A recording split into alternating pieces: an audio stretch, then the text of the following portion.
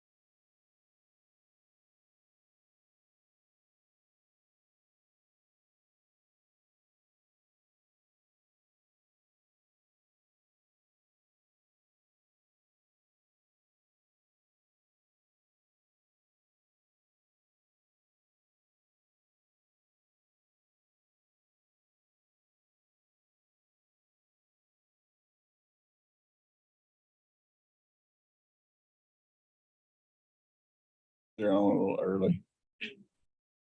Webster County Jail, are you there? We had you scheduled for 10. Yes, sir. I see you on there, so we'll go ahead and take you now. If you got Tiffany Hitson there. Yes, sir, I do. Okay. Over here, Risby.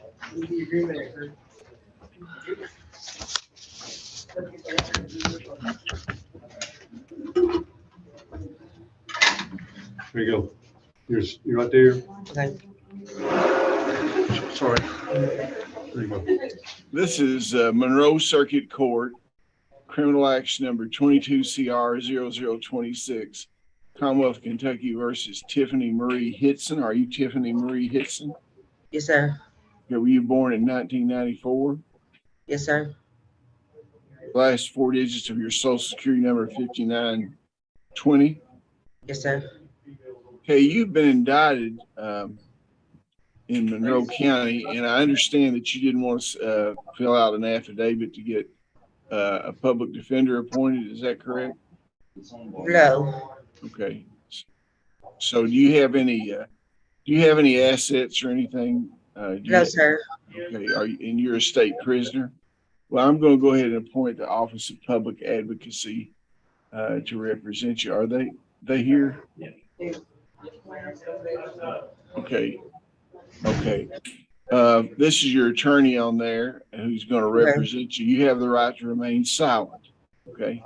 The grand jury returned an indictment charging you with receiving stolen property in violation of KRS 514-110, over $10,000, a Class C felony, public intoxication. You understand what those charges are? Yes, sir. I'm going to give a copy of the indictment to your public advocate here. Counsel, do you acknowledge the identity of your client? Waive formal reading and arraignment, enter plea of not guilty, reserving all pretrial motions. Yes, sir. Ma'am, I'm signing a reciprocal discovery order here that says the Commonwealth will give your attorney the evidence to prepare for your defense. She'll be in contact with you. When is the negotiation day that we have coming here? It's the big building up here. Okay, we'll have a negotiation day on October 7th at 9 a.m. and the next court date is October the 20th. It will be your next appearance, and they'll be in contact with you to see if you need to be transported up here for the negotiation day or determine how we can affect that. Okay. Well, thank you. Thank you very much. Thank you. And Webster County, thank you for your cooperation. You may be excused.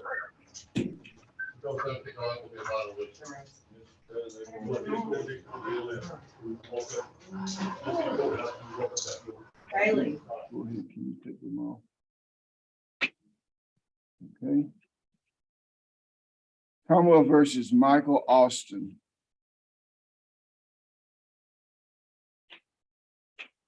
Michael Austin, are you here?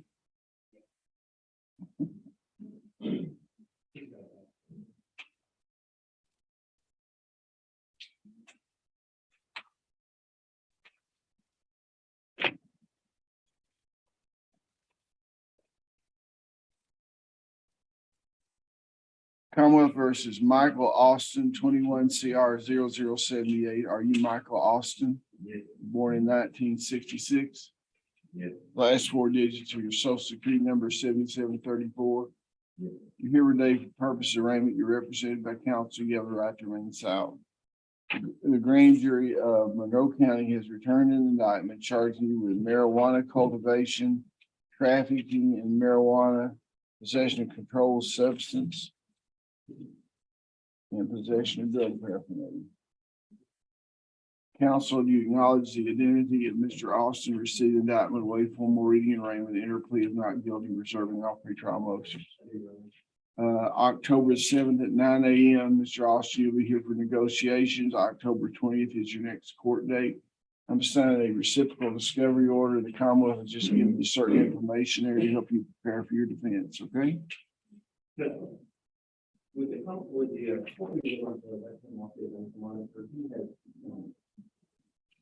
pretty bad foot problems and I don't know. I really don't know anything about the case. What does the Commonwealth have to say about the case? The issue, that's in writing. Foot monitor. They want him off his foot monitor. Oh, he's an NCIC graduate. I think the monitor would be- Okay, you can schedule a hearing. Okay. Mark Brown.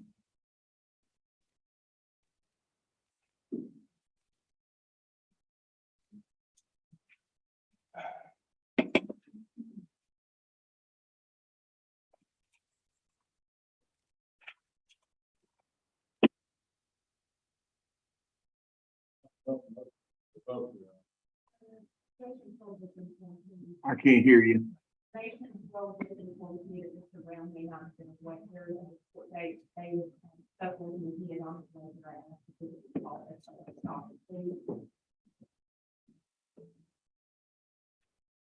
The way it's going today. But that's, I know. Nobody told Mr. Brown about this? Is that what you're saying?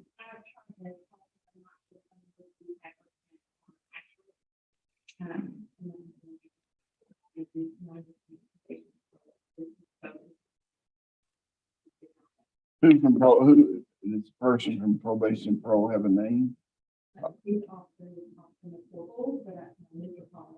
Mr. Collins, what do you know about this, you know? Your Honor, she just informed me that she had spoken with him and he said he's on his way here. Okay, well, I'll pass on then to Dr. Ralph Carpenter. Ralph Carpenter.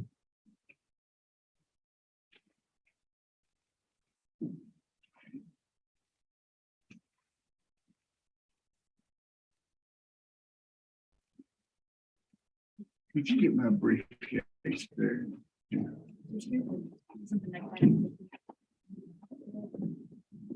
Ralph Carpenter.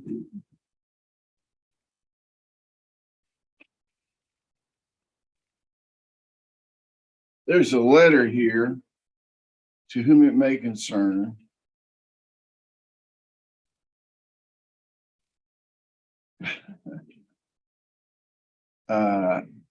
Ralph Carpenter, and gives his date of birth, 8/24, has an appointment at Medical Laser Center and Rural Family Practice in Berea, Kentucky today. What's it say about? Has an appointment.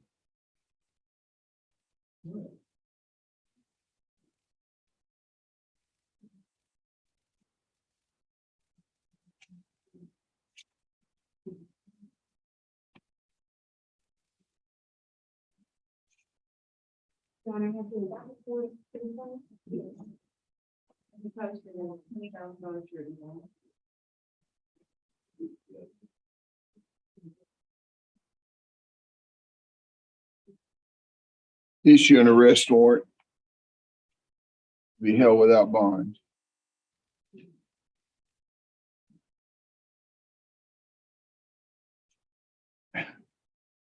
Shannon Clarkson.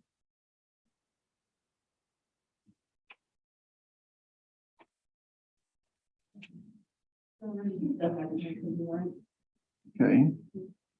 Active warrant, NCIC. He's a local, Your Honor, and he's playing a good game of hide and seek right now. We'll catch him there. I think it'd be a waste of time for the fiance. Okay.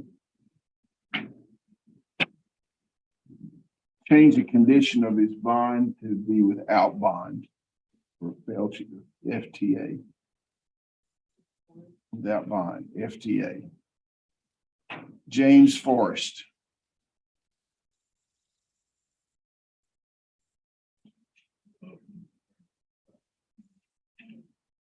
I make a motion to return the property as a victim to the.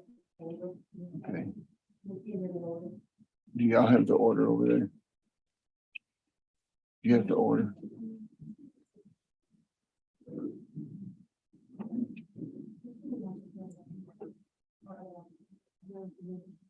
It's the same motion. I've got it here.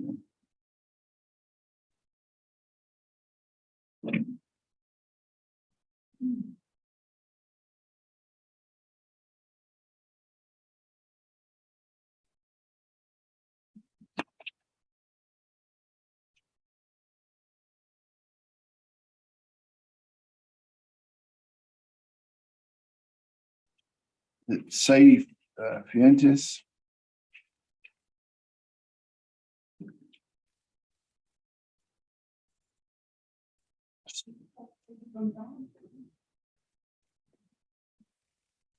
It says Fuentes here. I don't know. Sadie Gonzalez Fuentes on the document. Okay, Sadie Gonzalez Fuentes, yeah.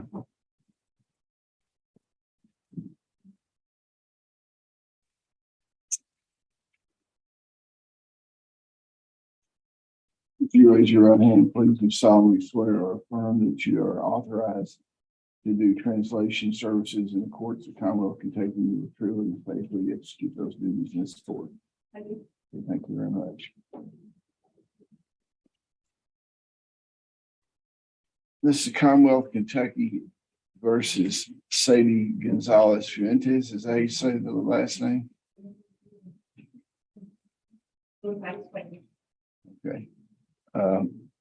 I have reviewed your application for financial appointment of your financial statement concerning appointment of a public defender. And I will sign that.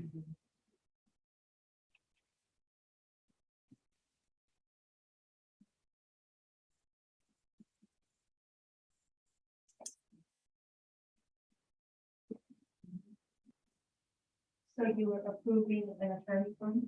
Yes, this is her attorney. Thank you. You're here today for the purpose of arraignment. That means I will read the charges the grand jury has against you. The grand jury of Monroe County has returned an indictment charging you with trafficking and controlled substance. First degree. Also, criminal trespass. First degree. And public intoxication. Counselor, do you acknowledge the identity of your client? Waive formal reading and arraignment.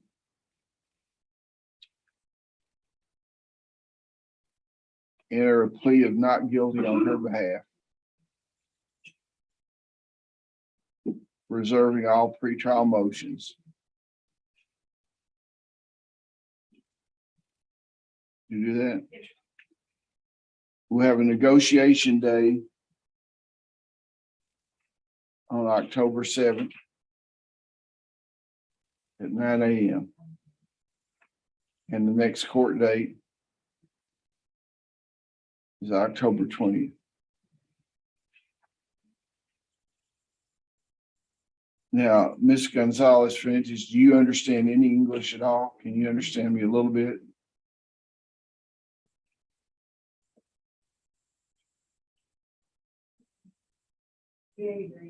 Okay. Well, we'll probably need an appointment for her to have a translator at the negotiation day too, okay? Okay, thank you very much.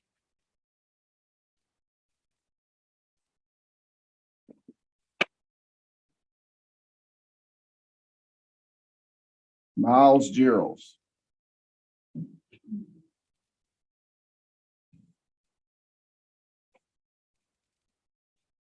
Morning, Miller. Hello, my friends. Have you lost something here? Can I help you? That's good. Commonwealth of Kentucky versus Miles Gerald's 22 CR 0060. Are you Miles Gerald's? What's your year of birth, Mr. Gerald's? What's your year of birth? Your year of birth is what? Right, okay. The last four digits of your social security number are? You're here today for a pretrial conference. What do you have, Mr. Bell? No, we had the negotiation day, we'll wait on the Labs and also Discovery, which they provided, I think, most of that day. October, will you have that by October the 20th? You want him here on the negotiation day? Yes. Negotiation day is October 7th at 9 a.m., sir. And your next court date is October 20th, and both of those are conditions of your bond, okay? Thank you. Thank you. Billy Graves.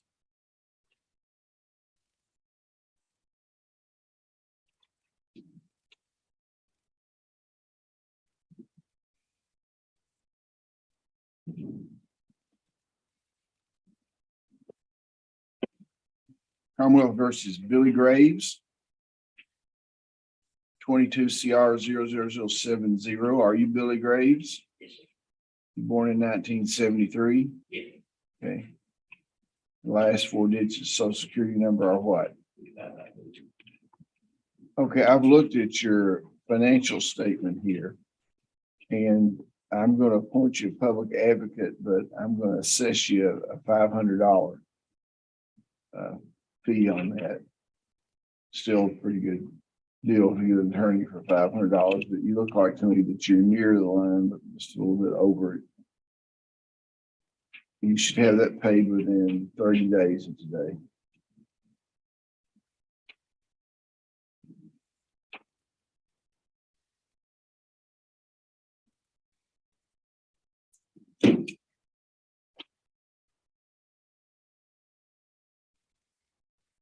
I'm gonna say on by the 19th, okay, because you're supposed to be back here by the 20th.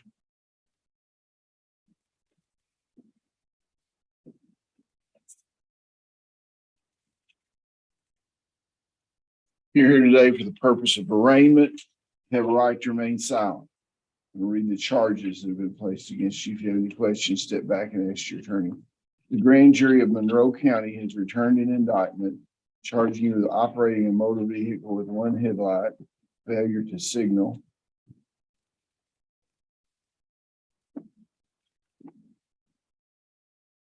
expired plates, no or expired plates, failure to maintain insurance, and possession of controlled substance. You understand those charges? Counselor, you acknowledge Mr. Graves' identity, you received indictment, waive formal reading and arraignment, enter plea of not guilty, reserving all pre-trial motions. I'm signing a reciprocal discovery order here, Mr. Graves. The Commonwealth has given you certain information to your attorney to help you prepare for your defense. You'll be back here on October the 7th at 9 a.m. for negotiation on your case, and next court date is October the 20th. Both of those are conditioned to your bond. Do you understand that? Okay, thank you very much.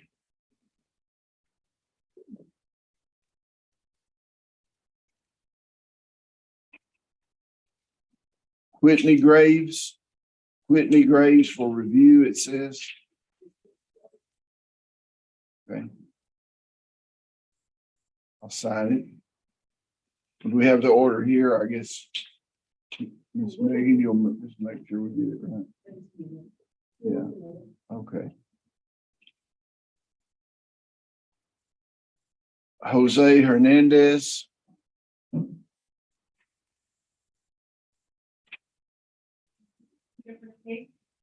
Do what?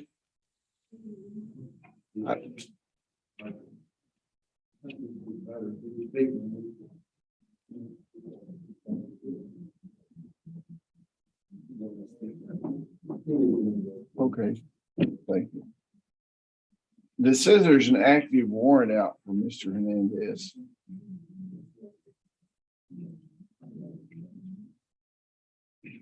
We were here on negotiation day, Your Honor. I looked at the indictment. I didn't see a felony. I discussed that with Commonwealth. I believe they're in agreement with that. And I believe they were going to agree with that to allow him to stay out on the original district for a while.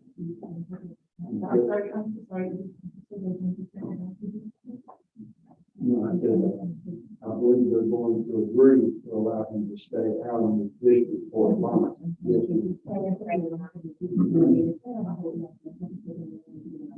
Well, I still don't understand. Is there a felony indictment? He has to be arraigned. The felony is that.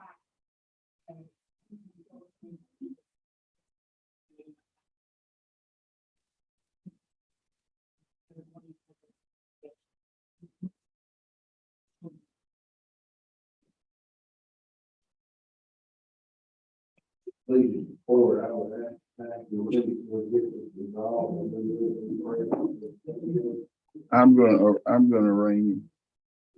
I'm gonna arraign him and get him in front of the court, and he has to be processed at some juncture. Do what?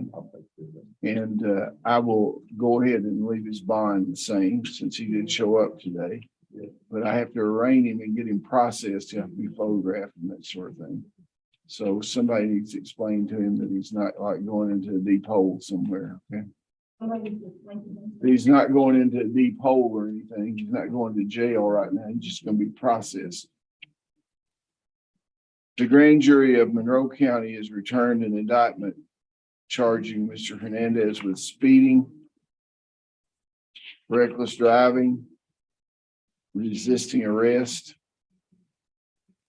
menacing, terroristic threatening 2 degrees, wanton endangerment in the 2nd degree, possession of marijuana, disorderly conduct, possession of drug paraphernalia, carrying a concealed deadly weapon. Carrying a concealed deadly weapon and operating a motor vehicle under the influence. Judge, I think that analyzes the push, the terrorist threat, the second. Do you acknowledge the identity of your client, receive the indictment, waive formal reading and arraignment, enter a plea of not guilty? Okay. Negotiation day is October 7th at 9 a.m. The next court date is October 20th. Thank you, Judge.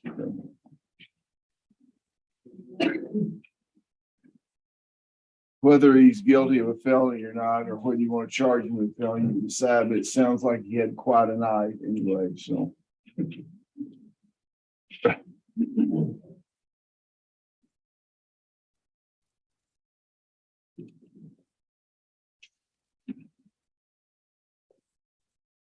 Angela Mendez.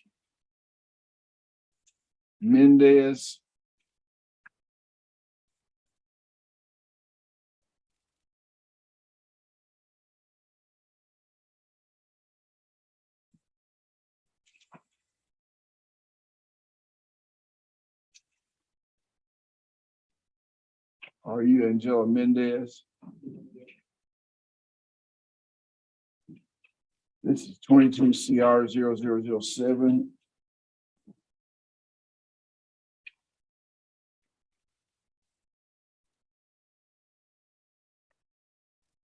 Looked at your affidavit here. I'm going to approve appointment of the public advocate.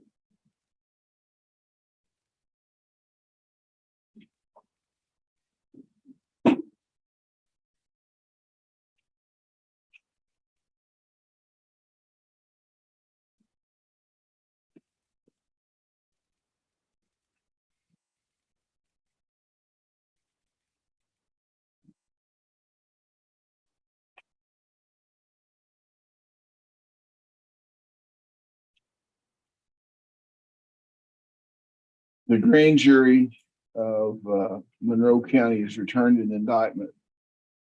How do you say it? Angela or Angela? Angela. Miss Angela Mendez of improper registration plate, expired plates or no plate. Possession of controlled substance 1st degree. You understand those charges? Counselor, do you acknowledge the identity of your client, received indictment, waive formal reading and arraignment, enter plea of not guilty, reserving all pretrial motions? I'm signing a reciprocal discovery order that will allow your attorney to get certain information about your case. You shall be here on October the 7th at 9 a.m. for a negotiation day, and October the 20th for your next court appearance. And both of those are conditions of your bond. You understand that? Okay, thank you. Jeffrey Miller.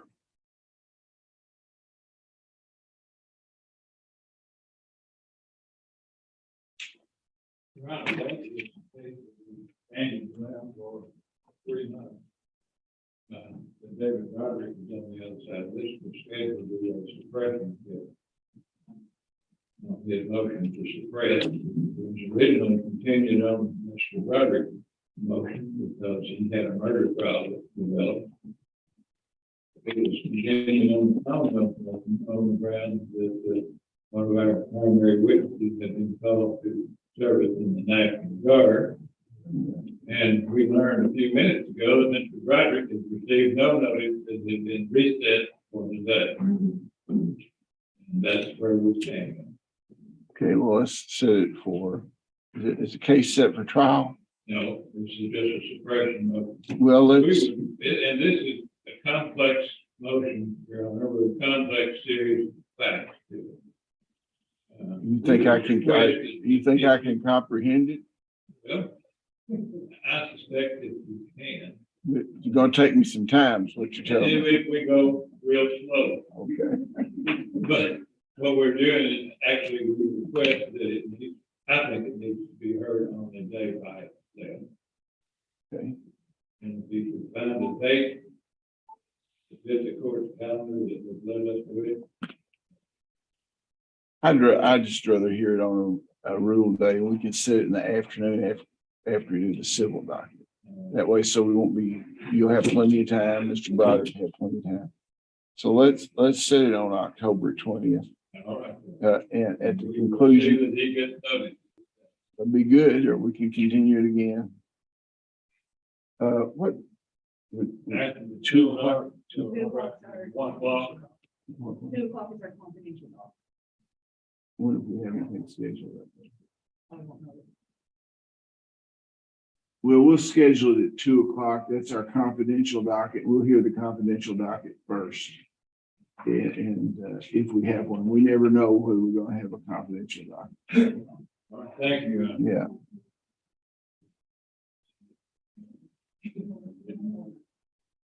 Jerry Mosby. Jerry Mosby.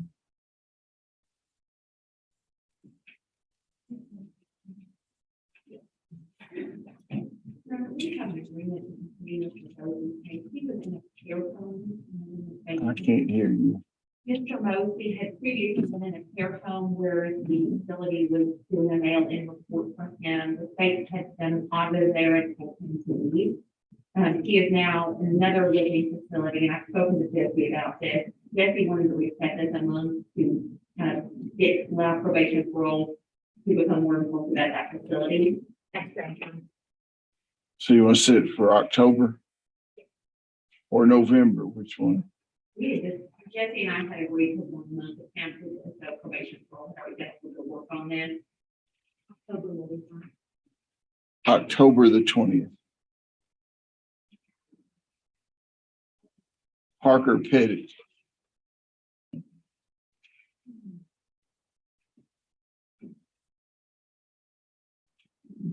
You know, Your Honor, when your humor's not directed toward me, and I'm the one, I find it quite interesting.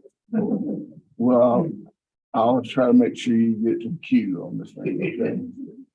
Do you have a plea in this case? No, Judge, this was. Commonwealth of Kentucky versus Parker Pettit, 20 CR 0057. Are you Parker Pettit, born in 1989? Last 4 digits, social security number 4795. Okay, we have a pretrial conference here. This is where we wait on discovery, also that we provided most of it, I think, on the day. I'm not aware of the discovery that have to be provided. The case was delayed, looking for a body cam, but we realize there is no body. I had asked for my team, I was getting discovery on negotiation, and I don't know. They say they got no body cam, so they're telling you. Did you do negotiation on the case? Yes, sir. Right, I didn't have any discovery until I got here. All the negotiations. Well, there was an effort that negotiation. I don't think further negotiation is gonna be any good in this case. We're not gonna throw this case away, and I'll explain to the court how we. But yeah, if I got a position, you know, Mr. Hunter's got a position, it really doesn't matter that much. We'll do whatever. We desire to do, move forward. Well, it's his opportunity to ex parte me without ex parte, and you can't deny him that opportunity. He can do that, and I think he. Yeah. Okay, We simply asked them for a trial date. it appears that I don't have my, there it is. Well,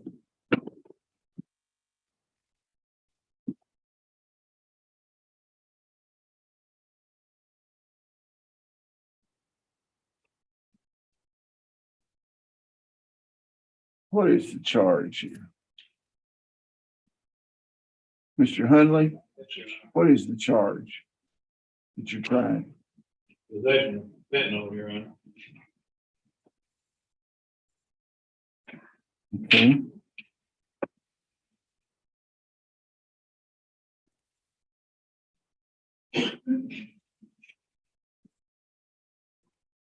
Right. I'm not sure that's. And a persistent felony.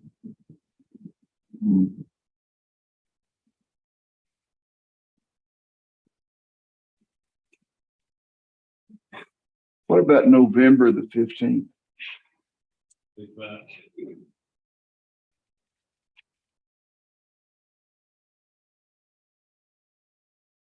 I don't think really. Wait just a second here.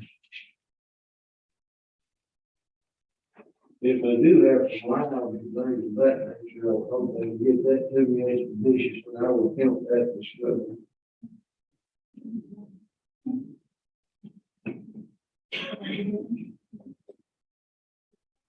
It should have already been stopped.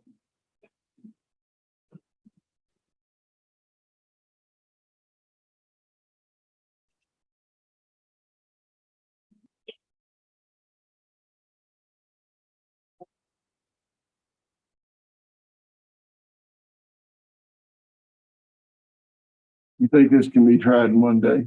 Yes. There would probably be some motion filed prior to the trial. Well, we have, they need to be filed for October 20th. If I've got everything to do it, Well, if you don't have anything to do with it, you won't know what to file. So, yeah. so it'd be October 20th, your motions is filed. What do you think you do not have in way of discovery, Mr. Bell? Judge, I can't be for certain because some of it, I believe, only came in maybe yesterday, or maybe in the packet when I was up there at negotiation, but I'm gonna have something to really review it. Oh, Okay. Well, review it closely and contact them soon enough so you can make a motion to compel on the 20th. That'd still give you considerable time before the trial, okay? yeah, sure. Our records show that the lab reports and officers' reports were submitted on August 18th. So he's had it for a while. Well, your record is like that, that's not what I think. Well, I don't see how that can, anyway. it doesn't matter. You just check, see what you have. If you don't have it, call and ask them for it. If they won't give it to you, bring a motion, compel on the 20th. Yes. Okay, thank you. Jamie Pearson.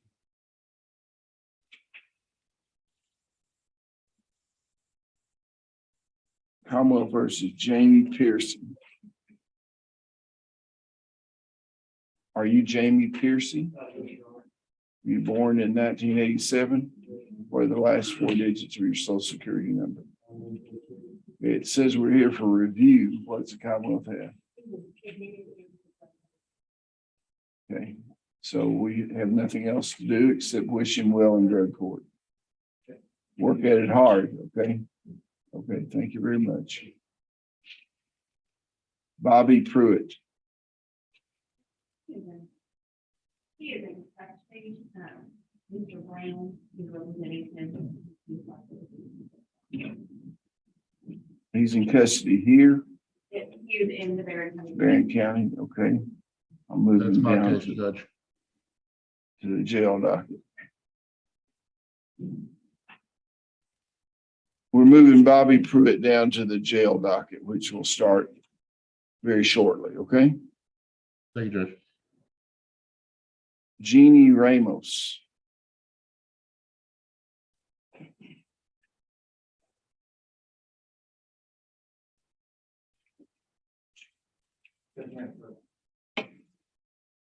Are you Jeannie Ramos? Okay, we'll just wait just a second. Okay. Commonwealth versus Jeannie Ramos. 22 CR 0041. Are you Jeannie Ramos? Born in 1978. What are the last four digits of your social security number? We're here for a pre-trial conference. And you have something you want to say, Mr. Garrett? Yes, she said for a conference with Dr. Sidney in about 2 weeks. So we'll get that back probably for the next month, of course, and they're able to put in something. Okay, well, if it's in 2 weeks, let's go ahead and set her. When will you get the report? When will you get the report? When he said it, he's gonna evaluate her within 2 to 3 weeks. Could be sooner than that. I don't know when the report will come.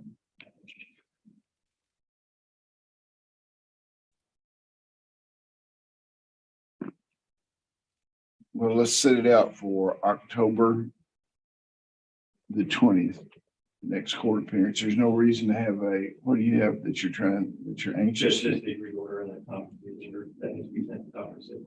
They're into the report. And the evaluation.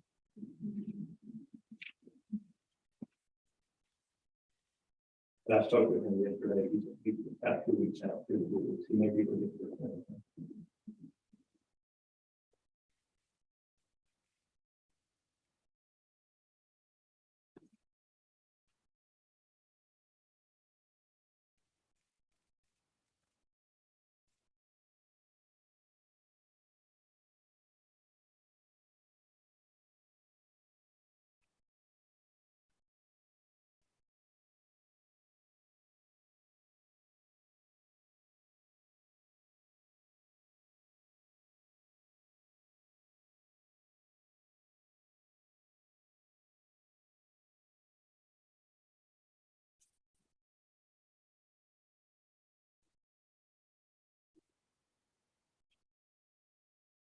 Trying to see when the November rule day was. It's the 10th. Looks like.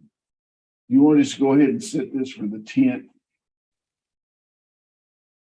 Yes, that'd be fine. Sure, it'll be finished by then. And you don't know what the negotiation day is going to be in November yet?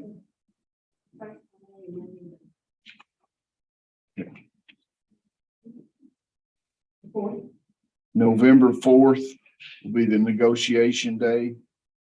And November the 10th will be the next court date. Okay.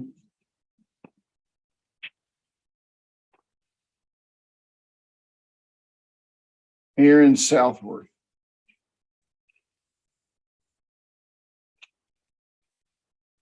Aaron Southworth.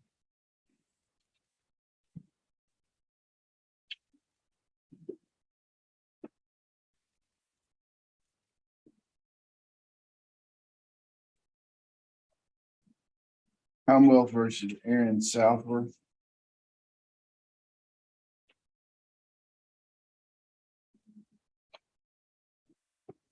Mr. Southworth, look at your affidavit here, and so I will appoint you a public defender, but I'm going to assess you $500. You paid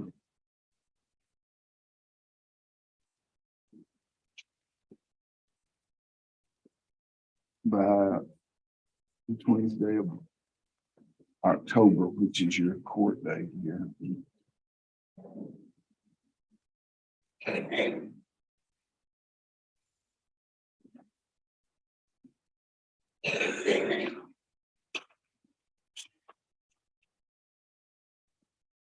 here today for the purpose of arraignment. The grand jury of Monroe County has returned an indictment charging you with failure to signal, careless driving, possession of drug paraphernalia, and possession of controlled substance. You understand those charges? You have a negotiation day here on October 7th at 9 a.m. and your next court date's October the 20th.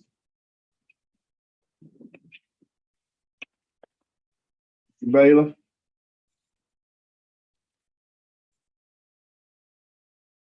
I'm signing a reciprocal discovery order here, sir.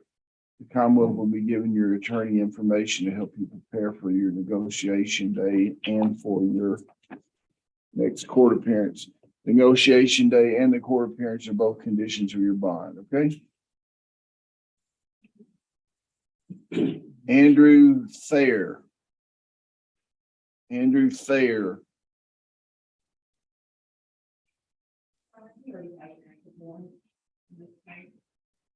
Is he, so y'all might want to take a look at Andrew Thayer as far as the NCIC. They have already taken. Okay. Sherry Turner, change the condition of Mr. Thayer's bond to no bond. Okay, no bond for Mr. Thayer because he's a fugitive. Sherry Turner. Sherry Turner, the active warrant still out, has not been served. Is she a local?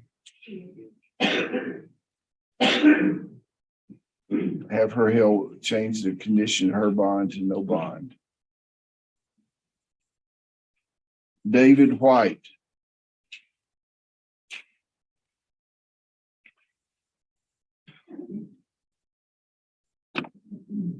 Commonwealth of Kentucky versus David White, 22 CR 0045, 46, and 47. Mr. White, are you David White? Are you born in 1961? Last four digits of your social security number 2049. We're here on, it says probation revocation, is that correct? We have an agreement with Mr. Stockton. He is to be reassessed to the drug court program. He is expected. I want to know what the probation revocation is first. If you kind of include me in the circle, I don't want to interfere with your and Mr. Stockton's conversation, but I like to know a little bit about what's going on sometime. Your Honor, he, I would let the Commonwealth tell me if you don't mind.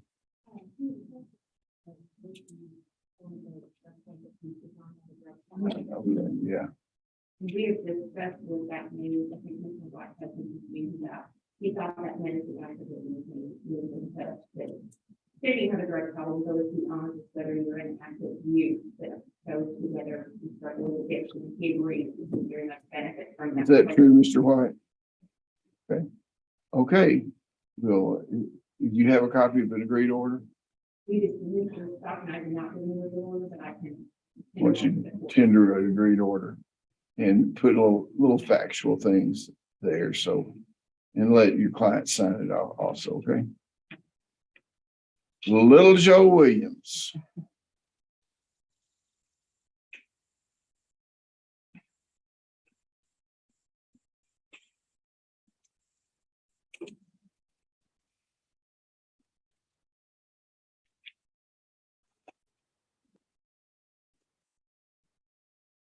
Commonwealth of Kentucky versus Little Joe Williams. Are you Little Joe Williams? Now look at your affidavit here. I'm going to appoint you public defender, but I'm going to charge you $500.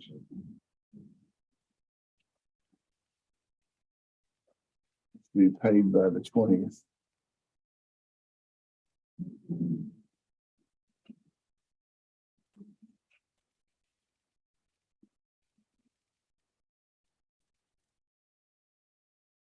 You're here today for the purpose of arraignment. The grand jury of Monroe County has returned an indictment charging you with reckless driving, failure to signal, operating a motor vehicle under the influence, possession of drug paraphernalia, possession of marijuana, improper use of a red light.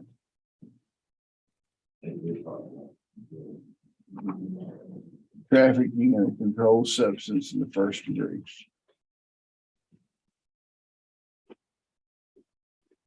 Counselor, you now acknowledge the identity of your client. Receive the indictment, waive formal reading and arraignment, enter plea not guilty, reserving all pretrial motion. Sign a reciprocal discovery agreement. They're giving you certain information concerning your charges against you. You'll be here for negotiation on October the 7th at 9 a.m. Can you write that date on the back of his card for him there? And here on October 20th, your next court appearance. Both of those are part of your bond. So.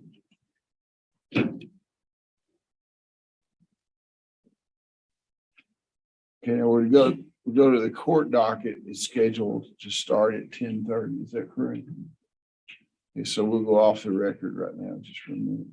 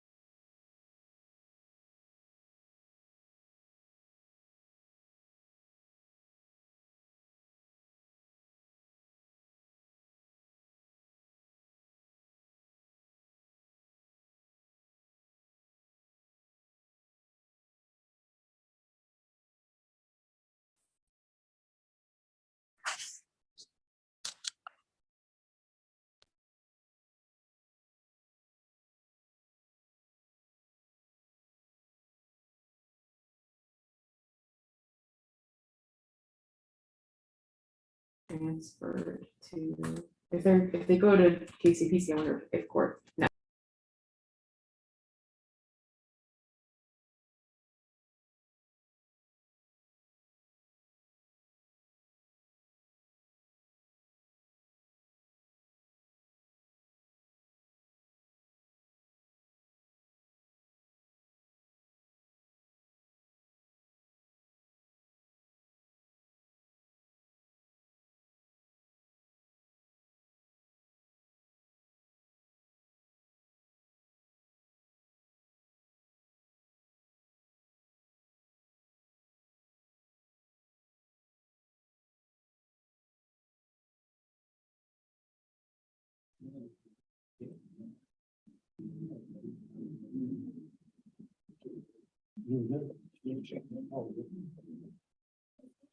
Okay, let's go to the jail docket. Is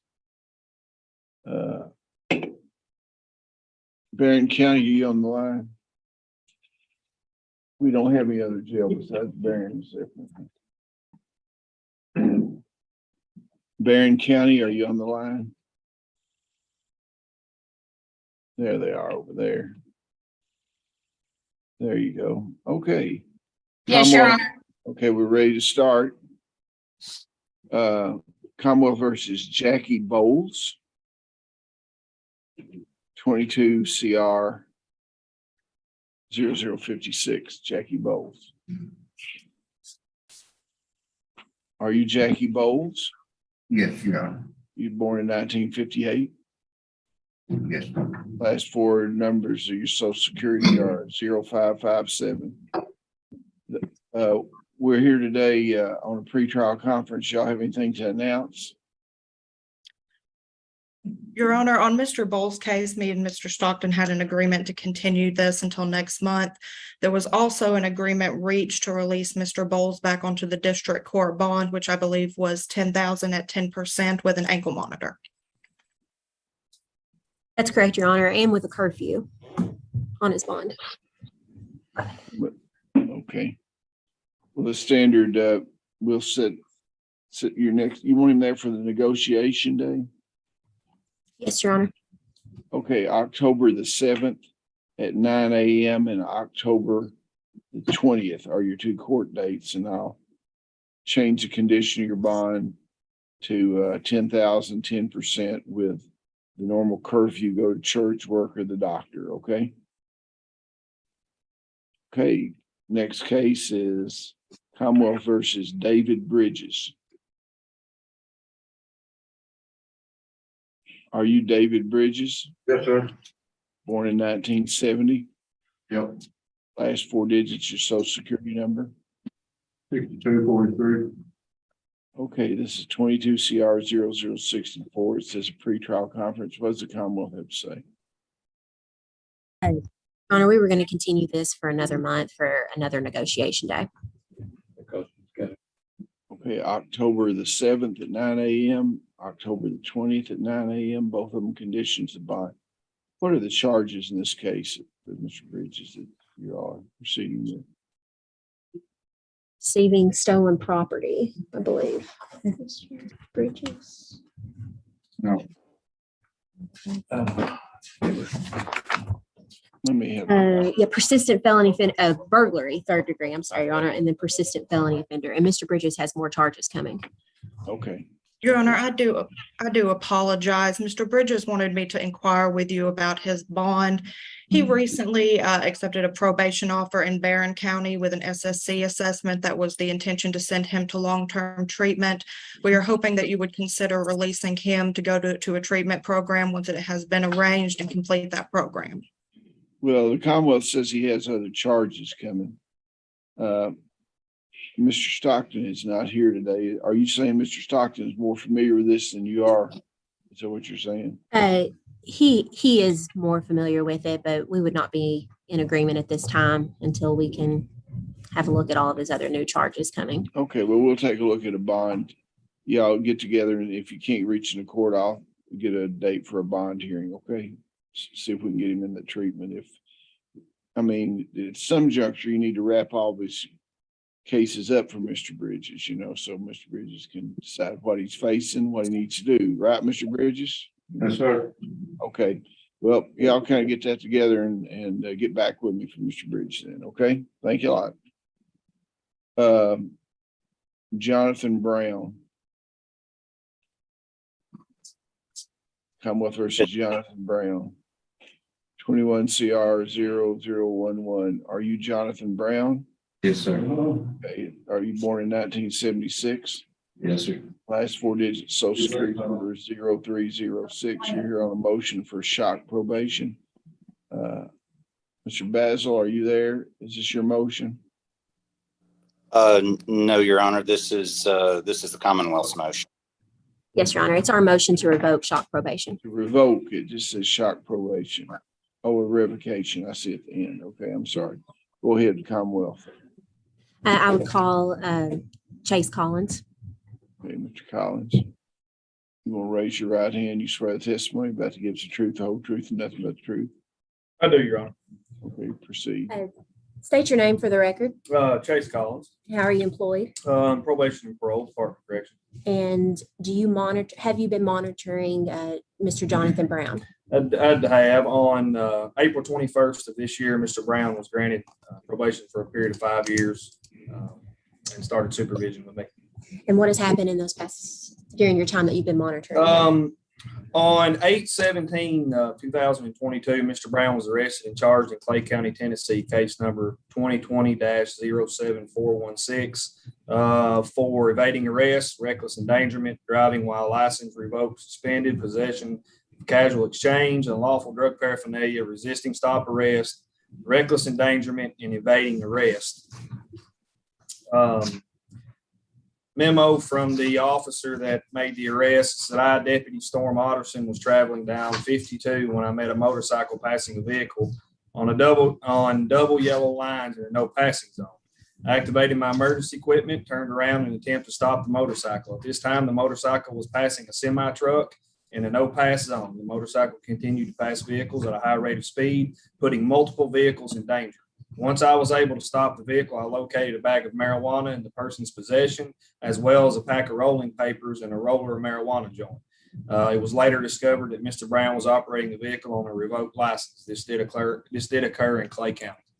Are you familiar with Mr. Brown's original charges? Yes, it was a theft by unlawful taking or disposition, auto to sale, and traffic control substance, methamphetamine, first degree. When was he sentenced on that case? 4/21/22. When was he granted shock probation? It was that day. And based on these new charges in Tennessee, does that violate his probation? Terms Yes, of his conditions? yes, it's just Have those charges in Tennessee been resolved? Not to my knowledge, Your Honor. When was he charged with these new charges? Looks like August 17th this year. I don't have any other questions, Your Mr. Honor. Basil, you have any questions you want to ask the officer? Yes, I do. Have these charges been to a grand jury or even been in front of a judge yet? I have no knowledge of any of that Tennessee going on. Have you spoken to the arresting officer on this case? I have not. But these are charges, not convictions, right? Yeah, they're charges this time. Since you have had him on your active supervision calendar, have you had any other issues with Mr. Brown at all? No, Mr. Brown's reported as directed and even drug tested him, and he's been clean. And did he test clean after this recent series of events in Tennessee? He did, yes. Alleged, you want to say alleged instance in Tennessee? Yeah, that's correct, Your Honor. Can you tell the judge anything on his background as relates to his work? I can just tell you from word of mouth what he's told me. What he stated, he had started his barbecue back up in Tennessee and was trying to build that business back up. As far as that's about the only thing I know. Was that Big Ed's in Bowling Springs? Yeah, I believe that's correct. Okay. That's all I have for him, Your Honor. I would like to point out that he is an Well, employee. it's not time for you to point out anything, and I'm gonna have to ask them to, they got any other witnesses? You have any other witnesses? No other witnesses, Your Honor. Okay, would you like to call any witnesses, Mr. Basil? No, Your Honor, I would not. Mr. Okay. What does the Commonwealth have to say? Your Honor, just based on these new charges in Tennessee, we would just ask for him to be revoked, the shock probation, especially the seriousness of these charges, even though he hasn't been convicted yet. But based on the allegations themselves, I would ask for him to be revoked. Mr. Basil? Your Honor, he's an employer. He has people that are relying on him. He advised in jail that he felt like he was going to be letting his community down if he was not able to keep this business open. People are relying on him. We're asking that he not be revoked. He's had no other issues. These are not. Are you representing him in Tennessee on these matters, Mr. Basil? I am not. I'm So not you licensed. well, you can go down there on occasion and appear with a local lawyer. I didn't know, whether you were down there or not. I'm kind of interested on the resolution of those things down there. Of course, he doesn't have to be convicted down there. I guess he was arrested on a warrant. Was he arrested up here in Kentucky? Was he up here? Or did they arrest him On a down probation there? violation. On a Yeah. probation violation here. Yeah. I believe when he reported to his probation officer is when he was arrested. Okay. All right. And I think that goes to show that he's not a flight risk or not. Well, that's not what I'm determining today. I'm not setting a bond, No, he showed up knowing that this possibility was here and he came anyway. Let me talk to the probation officer again and bring him back around. Yes, Your Honor. What's your advice on this thing? You Your think- Honor, only thing I can say is just the nature of the offense. I mean, Your Honor, he's always reported to me like he's supposed to on that side of the deal. I just the fleeing and evading and the reckless endangerment and resisting stop arrest, that was always a red flag to me. It is a red flag. The thing that bothers me are when people are out driving under the influence, even if it's on a motorcycle, you could hurt some people, and then the resisting thing. I wasn't under the influence. Do you want your client to testify? If he wants to, Your Honor. Yeah, I think I'll give him a chance to explain it. Raise your right hand, please. You swear a testimony about to give us the truth, whole truth, nothing but the truth. Yes. State your name, please. Jonathan Edward Brown. Okay, go ahead. You want to ask your client a question, Mr. Basil? Yes, Your Honor. Mr. Brown, can you explain to the judge why there were any charges regarding fleeing or evading police?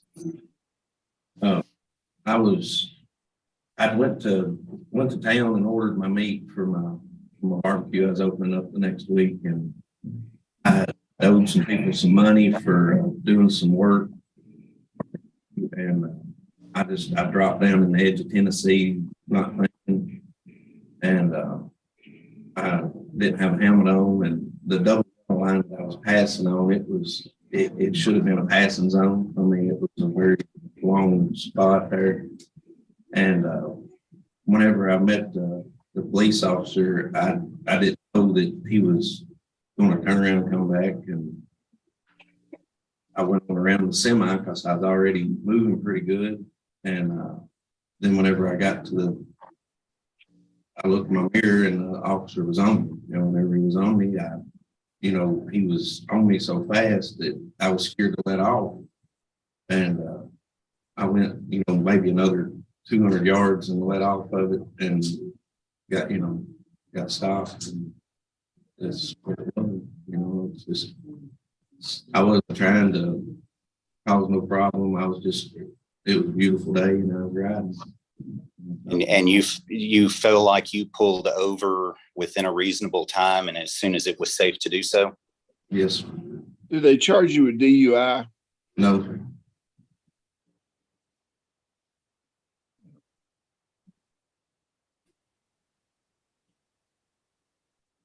Okay, you have anything else, Mr. Basil? That's all I need to ask him because he does have these charges pending. Is the Another- barbecue in down in Tennessee or is it in Kentucky? It's in Tennessee, Okay. Springs, and I just hired a cook, and he wasn't Yeah. trained in. Uh, And I've does let my community down. Commonwealth have any questions?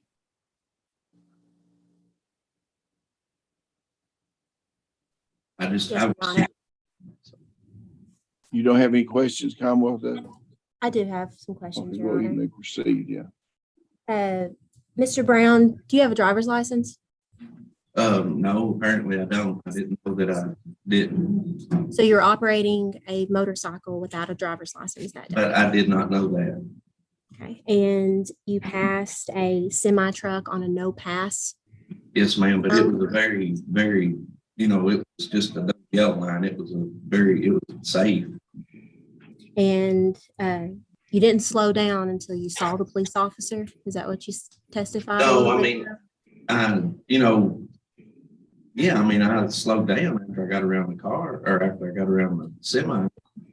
But You were charged with evading arrest, resisting stop arrest.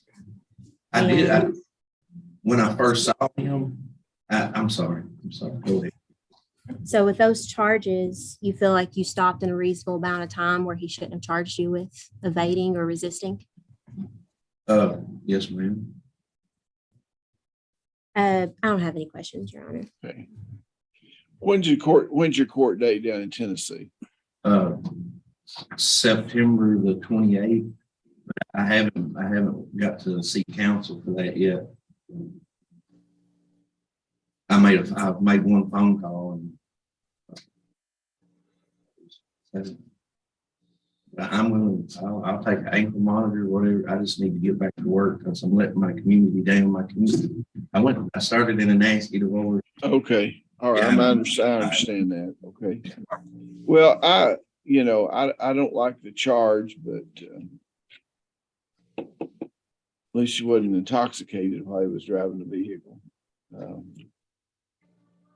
Let me take this under advisement and you try to get counsel down in Tennessee. Mr. Basil, I know you're not licensed down there, but why don't you try to talk to your client, see who's going to represent him down there and see how they're looking at the thing down there. I'm going to take it under advisement and I'll bring it back up on October the 20th. If you can fill in the blank, Mr. Basil, a little bit about what they're going to do down in Tennessee and give a little bit more information. And I wouldn't mind hearing from the Tennessee officer either.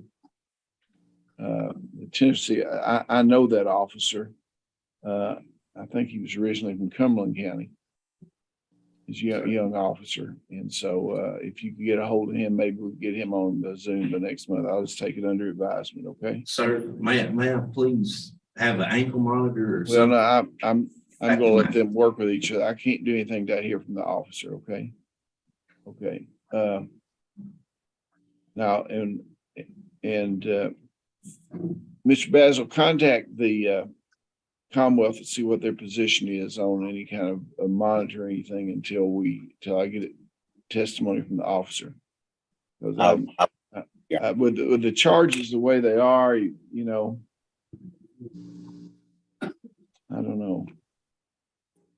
If y'all can interview the officer and get the officer to talk to Commonwealth here and explain a little bit more in detail. Okay. Thank you very much. Wendy Buckner. Thank you, Your Honor. Wendy Buckner for arraignment.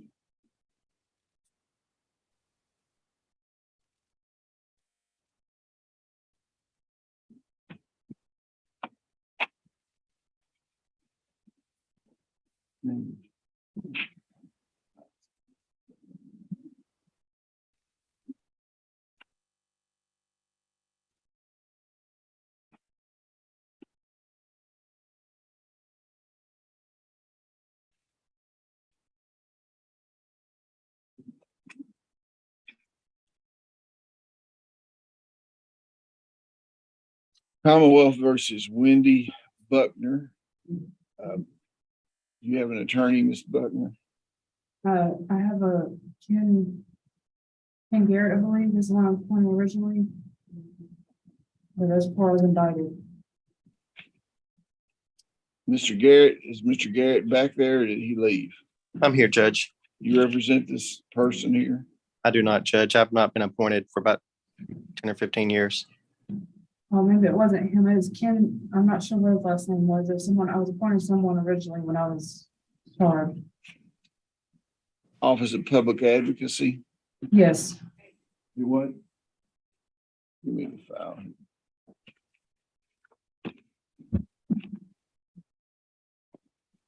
Okay, I'm gonna appoint you a public advocate.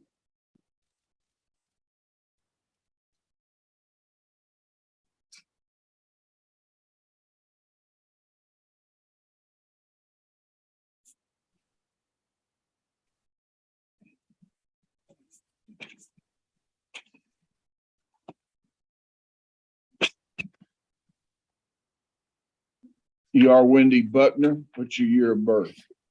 5179 What are the last four digits of your social security number?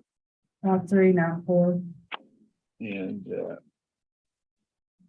here for purpose of arraignment, you have the right to remain silent. The grand jury of Monroe County's returned indictment charging you with assault in the second degree, arson in the third degree, being a persistent felony offender on both of those charges. I'm sending the indictment back to you, counsel. Do you acknowledge the identity of your client, receive the indictment, waive formal reading and arraignment, enter plea of not guilty, reserving all pretrial motions? Yes, Your Honor. Okay, October the 7th is the negotiation day on this case at 9 a.m. October the 20th is the next pretrial. Okay, Thank you, Your Honor. thank you very much. Matthew Burkhead. Matthew Burkhead. Commonwealth versus Matthew Burkhead. 21 CR 00110. Are you Matthew Burkhead? Yes, sir. Born in 1993. Yes, sir. Last four digits, social security number 6665. Yes, sir. You're there on a pretrial conference. What do you have, counsel? What does the Commonwealth have? We have a felony plea, Your Honor. Okay.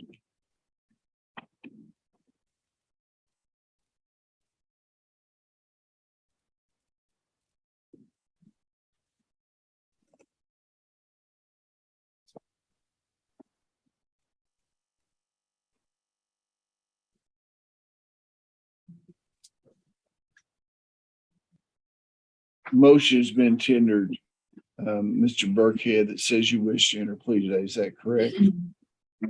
Are you currently under the influence of drugs or alcohol? No. It's plea freely and voluntarily given. Are you the same person named in indictment number 21 CR 00110?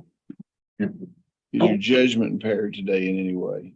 Have you had plenty of time to discuss this matter with your attorney, and are you satisfied with her advice?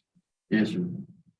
You have certain rights under the Kentucky and United States Constitution. You do not have to enter a guilty plea today. Before I can accept a guilty plea, I need to know that you fully understand those rights. You have a right not to testify against yourself. No one can make you say anything. Your right to speed trial by jury, right to be represented by counsel at your jury trial.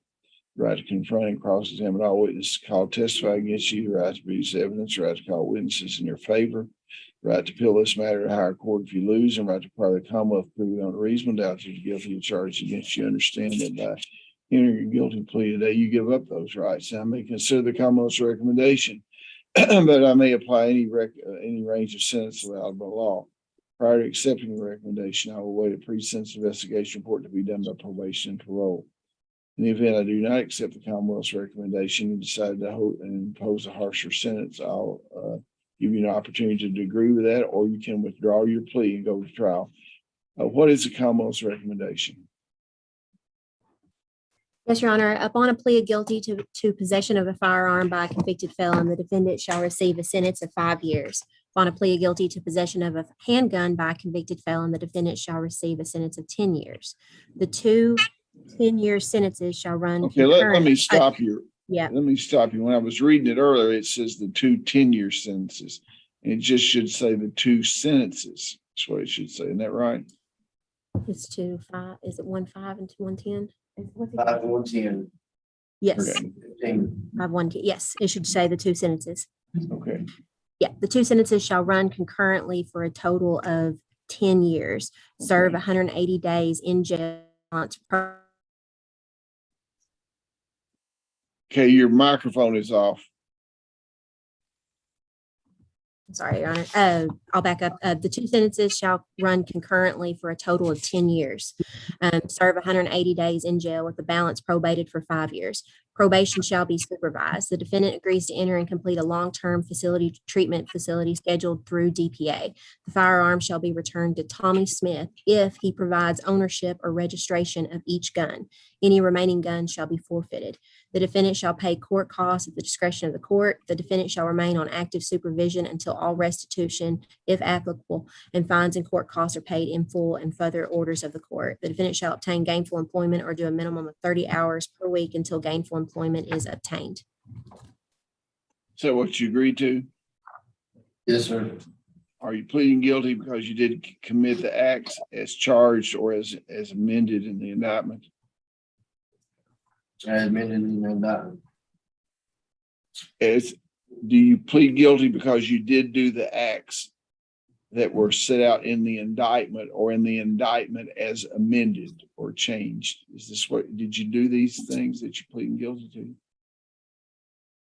Yeah. Okay.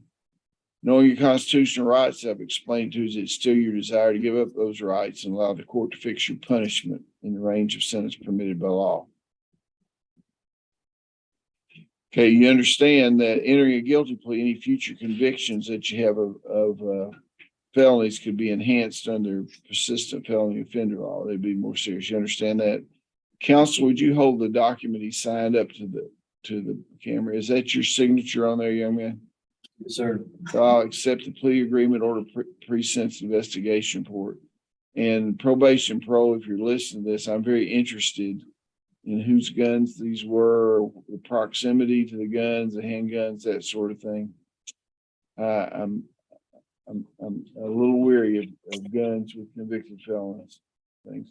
Okay, well, we'll schedule the sentencing on October the 20th. Okay. James Carter. Commonwealth versus James Carter. Commonwealth versus James Carter. 22 CR 0031. Are you James Carter? Yes, Your Honor. Born in 1989. Yes. Last 4 digits, social security number 5617. Yes, Your Honor.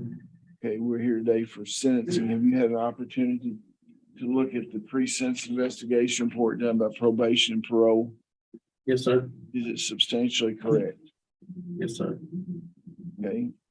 What does the Commonwealth have to say?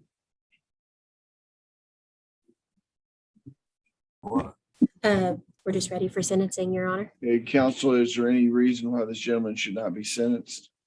Your Honor, we filed a motion yesterday for probation in this case. I have a witness here to testify on James's behalf, and James would like to make a statement as well.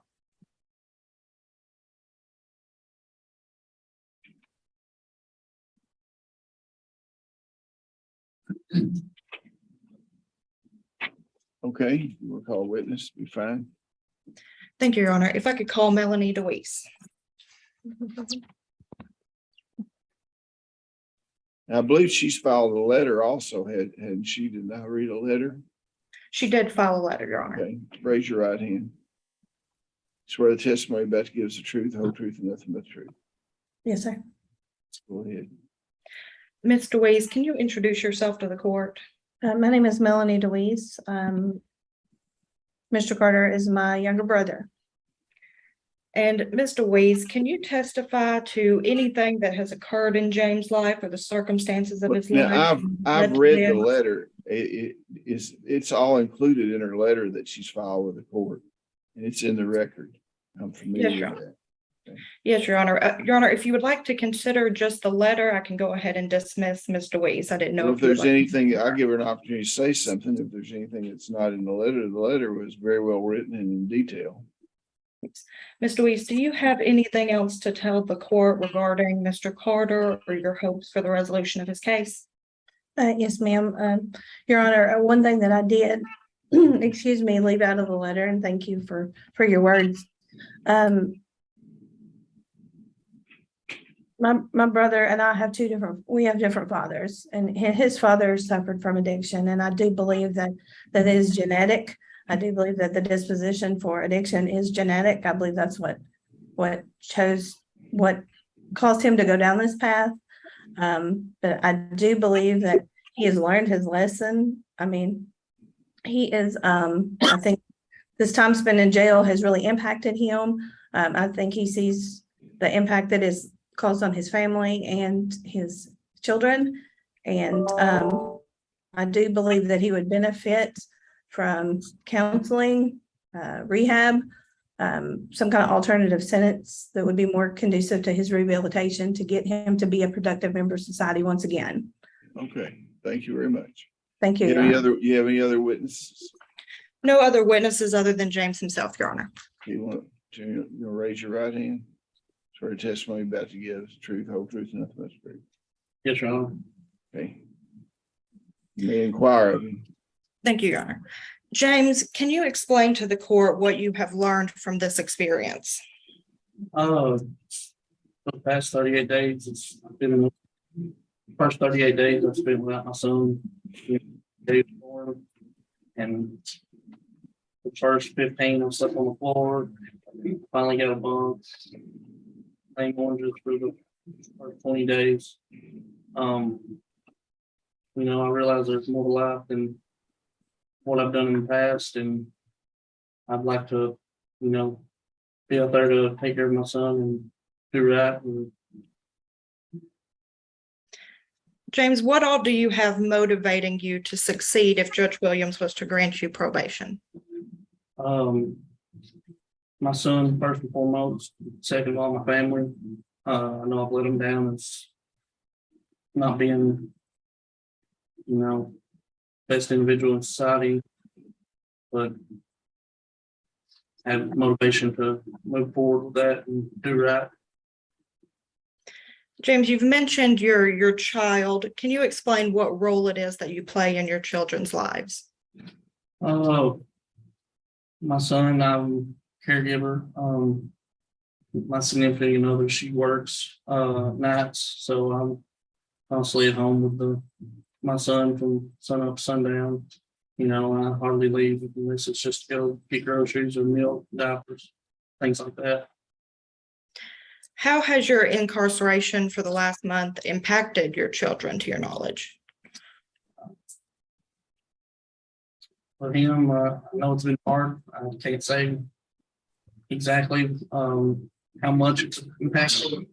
I've only got to visit with them twice. Our kiosk has been broke and been down, and I've been able to do visits for the past 3 weeks. It just got up and running yesterday.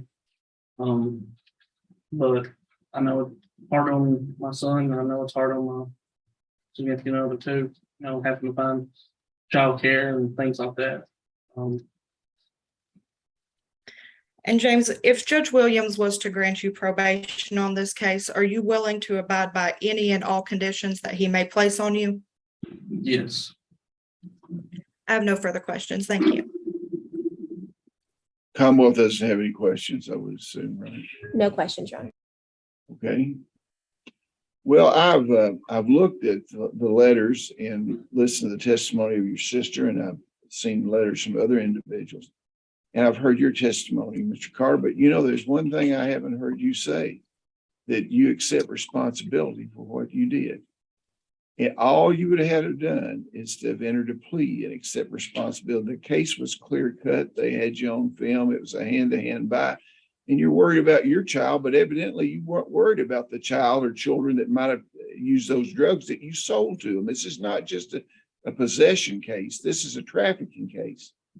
And so you chose to go to trial, and now you lost the trial, and Now you want to, that you want to tell me that you'll abide by the conditions of the probation. Well, I know that you'll abide by the conditions of probation there. If you don't, you'll go back to jail again. So I cannot probate you on this case. I don't think you're a bad fella. I mean, you've had some success, academic success. You got a college degree. You've had some other sorts of things. I will consider a motion for shock probation at some juncture, but at some point, I would have liked to have heard you say, I was on drugs. I didn't have any money. I had a habit I had to support. So I sold these drugs to keep my habit, but I don't think that was the case. I think you sold those drugs because you get money for them without consideration to the damage that you do to Monroe County in this area. And I tell you what, this damage is felt by every family. Your family is not the only one that is done. I feel sympathy and sorrow for your family and your children, but there are a lot of other children like your child out there is being fed drugs by people for money, and that's what you did, and that's the reason I'm not going to probate you. So I'm going to sentence you to 6 years to serve. Thank you very much. Okay, Erica Decker. Commonwealth versus Erica Decker, 20 CR 0067. You're here for sentencing. Are you Erica Decker? Yes, sir. You had an opportunity to look at the pre-sentence investigation report done by probation and parole. Yes. Okay, I'm going to ask your attorney if there's any reason that you should not be sentenced today. Your Honor, we would ask the court to consider probating her at this time. She understands she failed to report in the past. Ms. Decker has made arrangements to have residents within Allen County. We have discussed, and she has the desire to obtain employment if she was to be released. We'd ask the court to consider probating her and perhaps setting a review date 30 days after her release for her to have employment at that time. I think employment would help Ms. Decker to be able to be supervised within the community. And she has a desire to gain employment, to be a productive member of society, and to be independent. Okay, Ms. Decker was given a pretrial diversion, which was voided on August 18th, 2022. So she's had an ample opportunity not only to avoid incarceration, but to avoid even having a felony conviction, and she chose not to do that. So I'm going to sentence her to 3 years to serve in the case. And if you want to file a motion for shock probation at some juncture, so she can establish, after she serves a considerable amount of time, she can establish what sort of employment, other things she might have as she gets out. I'll consider it at that time. Okay. Thank you very much. Stacy Flippin. Yeah. Your Honor, we were wanting to pass this one till November. November to October. Okay. What does the defense say about this? Are you Stacy Flippin? Yes, sir. Are you born in 1964? Yes, sir. Last 4 digits, Social Security number 1815. Yes, sir. What was does the Commonwealth have some reason you'd like to state on the record? Yes, Your Honor. He's got more charges coming, and we would like to be able to try to resolve all of these at one time. Okay, they've been presented to the grand jury sometime today or in the future.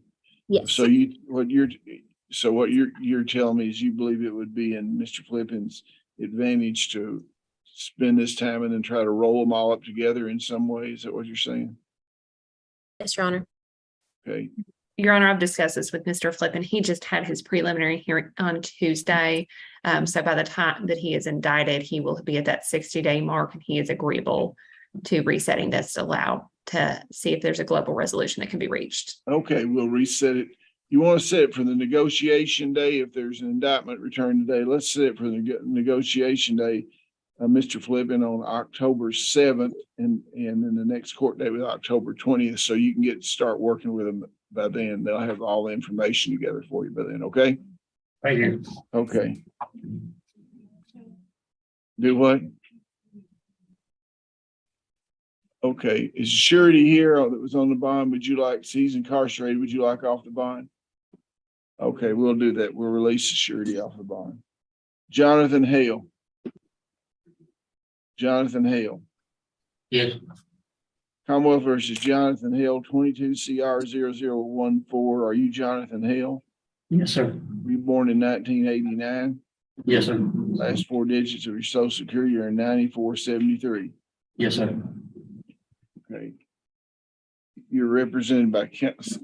You filed an affidavit in here about your indigency. I find that you are eligible for a public advocate.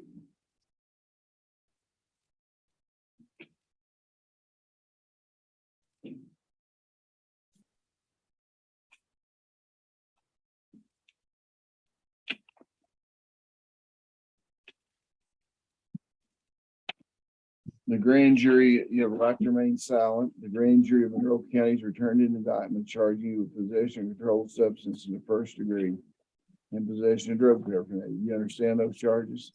Yes, sir. Okay, counsel, you acknowledge the identity of your client, receive the indictment, waive formal reading and arraignment, enter a plea of not guilty, reserving all pretrial motions. Yes, Your Honor. Okay.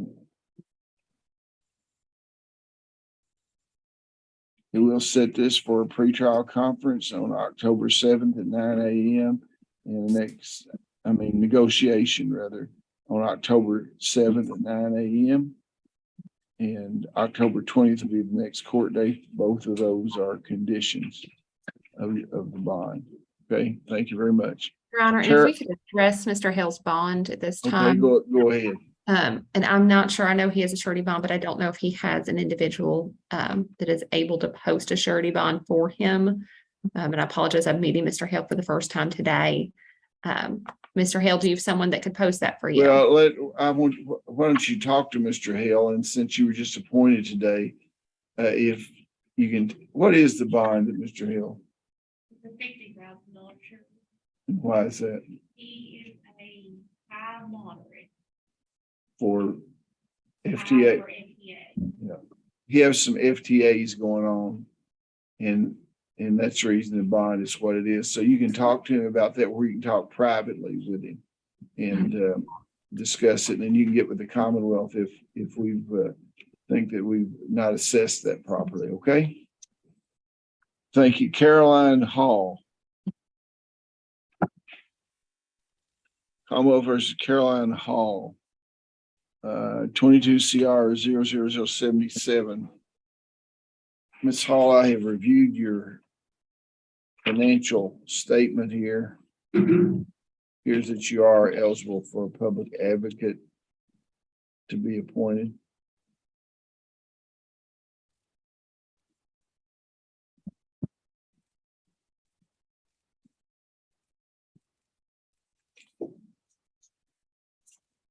You're here with the purpose of arraignment.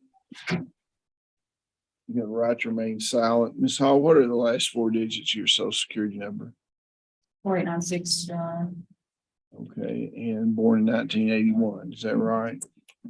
yes, The grand jury of Monroe County has returned an indictment charging you with theft, unlawful taking or disposition, fleeing or evading in the first degree, resisting arrest, reckless driving, disorderly conduct, second degree, disregarding a stop sign, failure to signal, and operating a motor vehicle under the influence. Do you understand those charges? yes, Your Honor. Okay. Counsel, do you acknowledge the identity of Ms. Hall, receive the indictment, waive formal reading and arraignment, and enter a plea of not guilty, reserving all pretrial motions? Yes, Your Honor.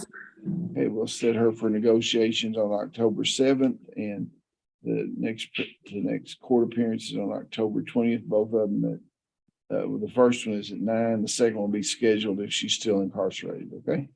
And Your Honor, would the court consider lowering Ms. Hall's bond at this time? Well, I always consider lowering somebody's bond. You give me a reason why the bond, what is the bond now?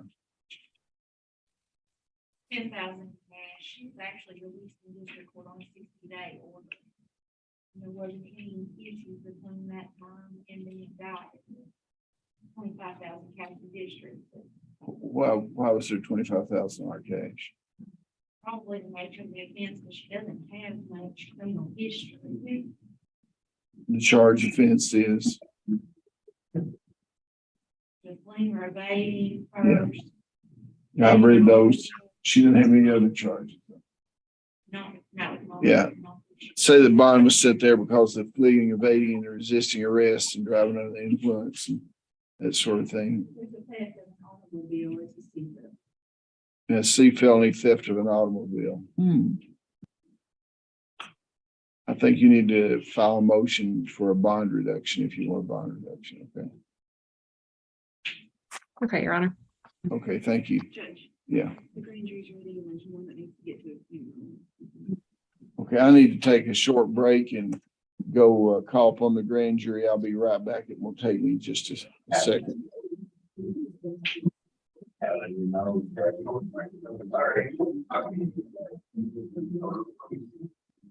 Thank you.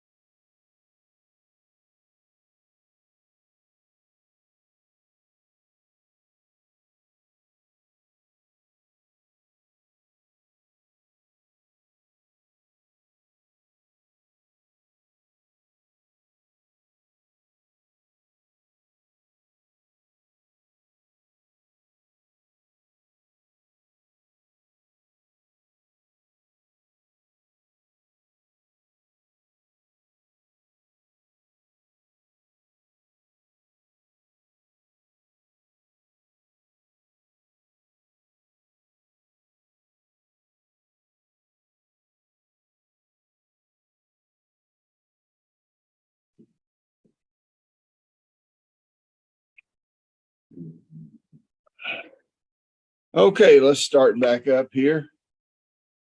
Did we do Lloyd Hill? We didn't do Lloyd Hill, did we? Barron County, if you'll click back on.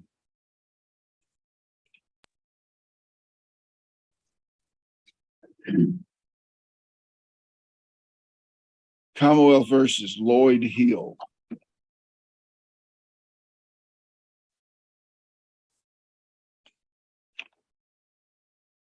Commonwealth versus Lloyd Hill, 20 CR 0076. Are you Lloyd Hill? Yes, sir. Mr. Hill, you born in 1966. Yes, sir. Last four digits, social security number 3383. Yes, sir. Let me have his file. Ms. Hunter, did you file this motion?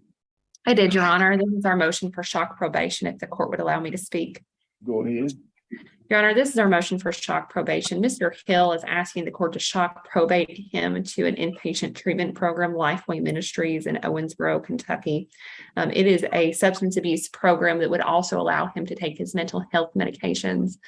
We're asking the court to consider shock probating him there, as we think that it would aid in rehabilitating Mr. Hill so that he may be supervised within the community.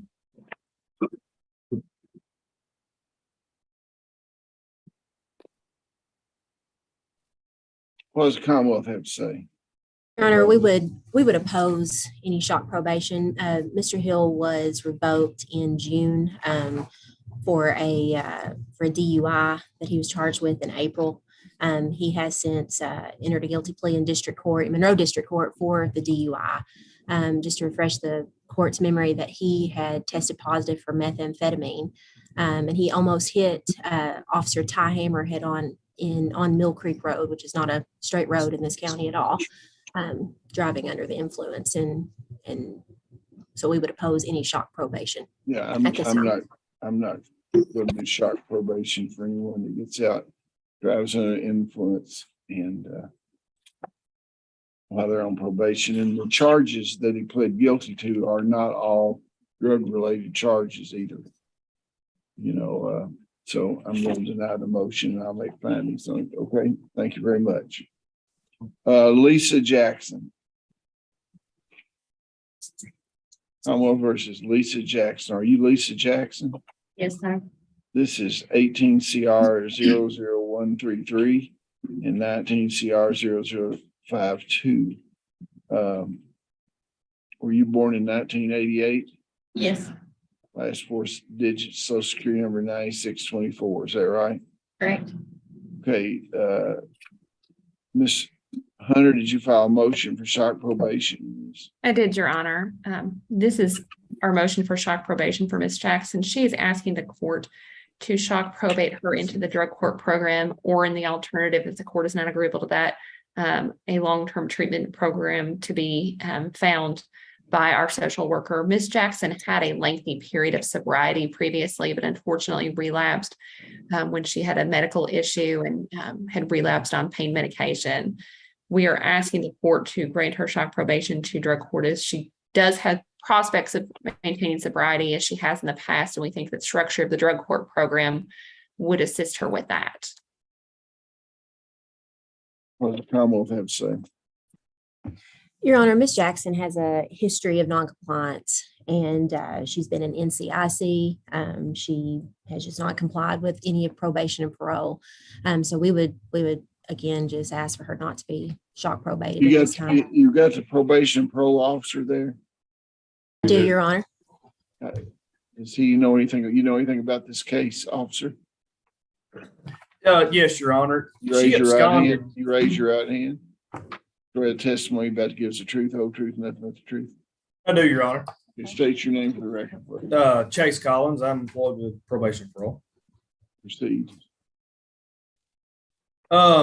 Miss, I can off my memory, Miss, hold on just a minute. Miss Jackson, she absconded from me for seems like a long period of time.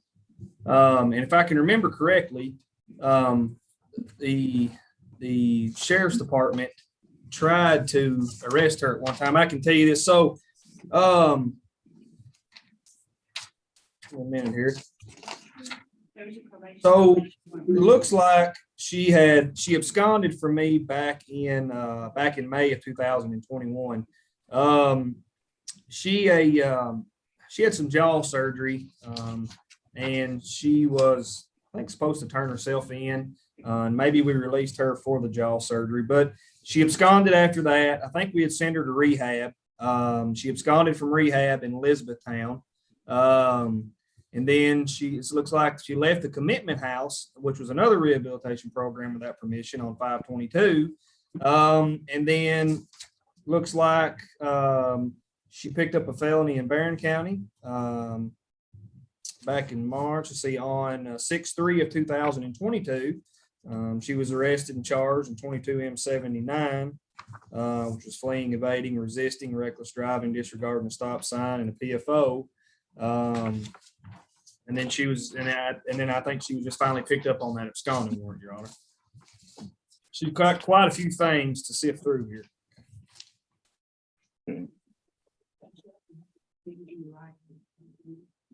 There's a pending DUI case that shows up on CourtNet out of Barron County? She does have pending cases in Barron County, Your Honor. Well, I'm just not going to be shock probating anybody that's out drunk driving. So if you got a gun, handgun on you, you're out drunk driving, you're going to hurt somebody. Having a gun, being doped up, it's not smart if you're on probation in this circuit. Okay, I'm going to deny that motion. Billy Key. Commonwealth Kentucky versus Billy Key, 22 CR 0058. Are you Billy Key? Yes, sir. You born in 1968. Last four digits, Social Security number 7694. Yes, sir. Mr. Brown, you represent this individual? Yes, Judge. This is my client. Y'all reached an agreement?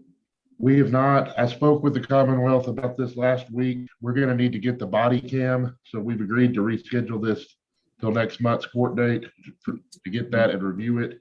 I did file a motion to reduce Mr. Key's bond. That should be in the court file.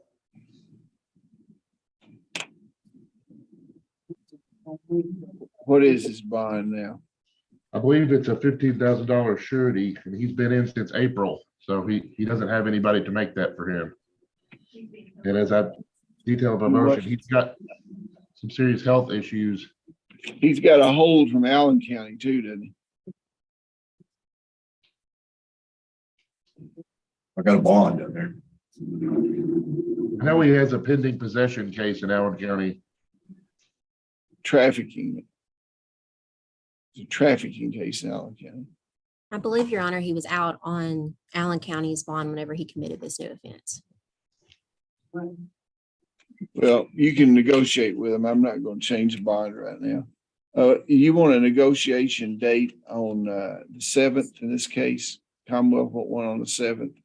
Yes, Your Honor. And then a new court date on the 20th. And you need to get that information. What all do you want from him, Mr. Brown? There's a body cam video of the arrest. Okay, you need to get that soon enough so he can get it over there where Mr. Keaton. We have, Your Honor.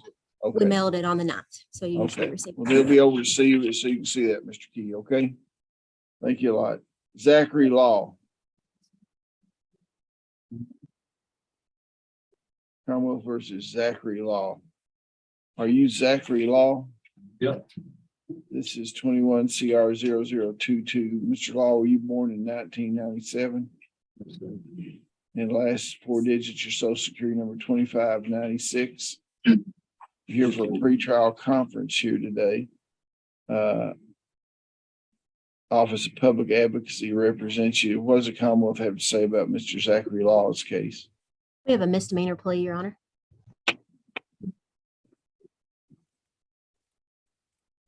Mr. Law, a motion's been tendered that says you wish to enter a plea today. Is that correct? Yes, sir. Are you under the influence of drugs or alcohol? Is this plea freely and voluntarily entered? Is it freely and voluntarily entered? Mr. Law, can you hear me? Yes, sir. Is this free and voluntarily entered? Yes. Yes. Well, I mean, I'm saying, are you doing this? Nobody's forcing you or threatening you to do this. You're doing it because you want to. Is that right? Yes. Okay. Are you satisfied with the advice of your attorney and have you had plenty of time to talk to her? Yes. You have certain rights under the Kentucky and United States Constitution. Before I can accept a plea, I need to know that you understand those rights. You have not right to not testify against yourself. No one can make you say anything. You have a right to be represented at counsel at a jury trial. You have a right to speedy trial. You have a right to confront and cross-examine all witnesses called to testify against you, to produce evidence, to call witness in your favor, to appeal this matter to a higher court if you lose. And you have a right to require the Commonwealth to prove beyond a reasonable doubt that you're guilty of charges against you. Understand that by entering the plea of guilty today, you give up all those rights. Now, I may consider the Commonwealth's recommendation, but I may apply any range of sentences that I below. I don't have to accept the recommendation. This is a misdemeanor case, so I will not order a pre-sentence investigation report. But I'm going to listen very carefully to see if this is what you agree to, Mr. Law. Will the Commonwealth read the offer? Yes, Your Honor.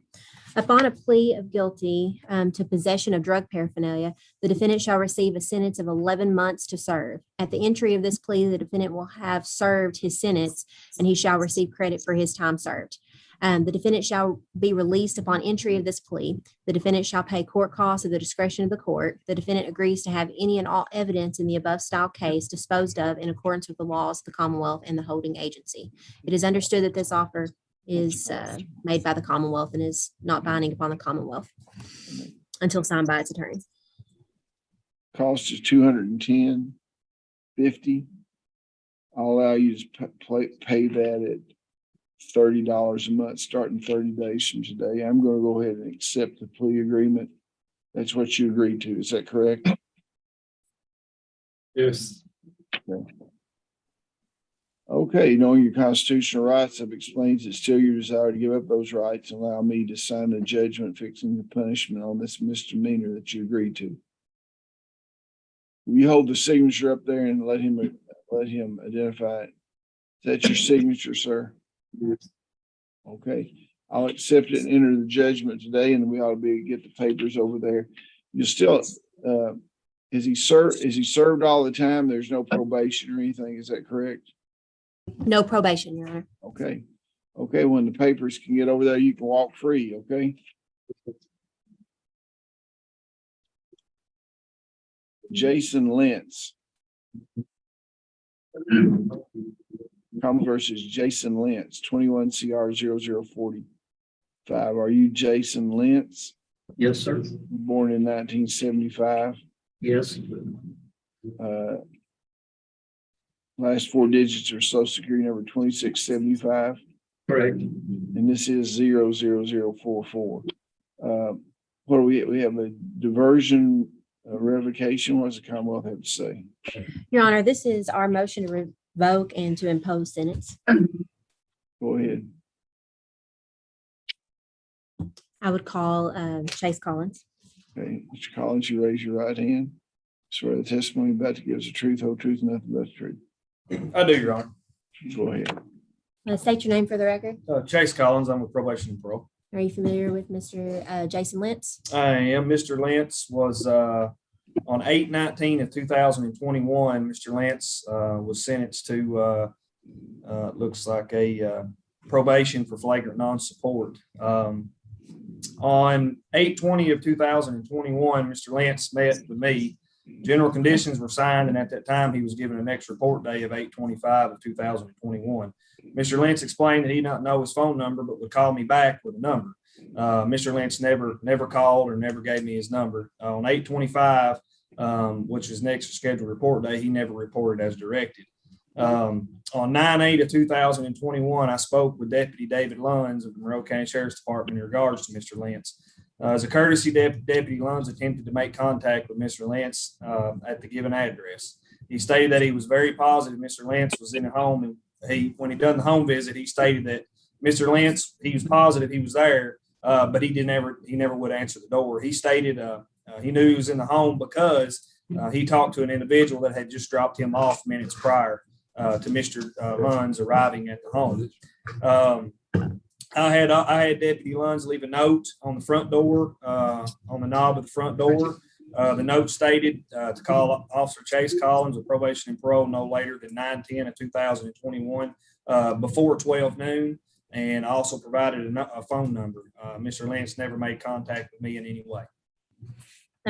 So just to reiterate, when was the last time that you had spoken to Mr. Lentz? It looks like supervision began on 8/19. I spoke with him on 8/20, and that's the last time I spoke with him. So of 2021. Of 2021. And are you aware of if he's made any child support payments at all? I'm not. Okay. I have no other questions, Your Honor. Ms. Hunter? Mr. Collins, Mr. Lentz has not received any new criminal charges during this time, correct? Not to my knowledge. I don't know. Judge, I have no further questions. Are you saying he was gone out of supervision for over a year? Yes. Yes, Your Honor.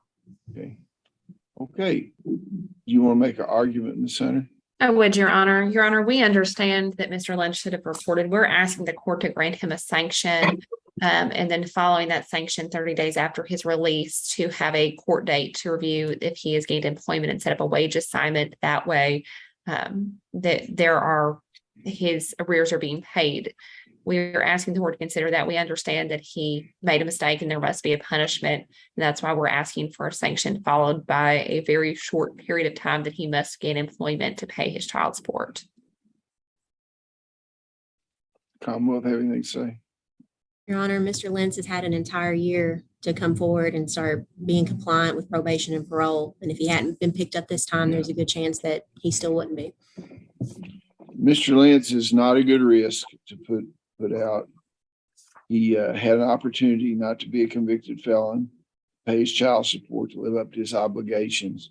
He lied to the probation and parole officer and he absconded. So I'm going to schedule a pre-sentence investigation report, and we'll have a sentencing on October the 20th. It looks like it. October 20th. Okay. Thank you. Carrie Likens.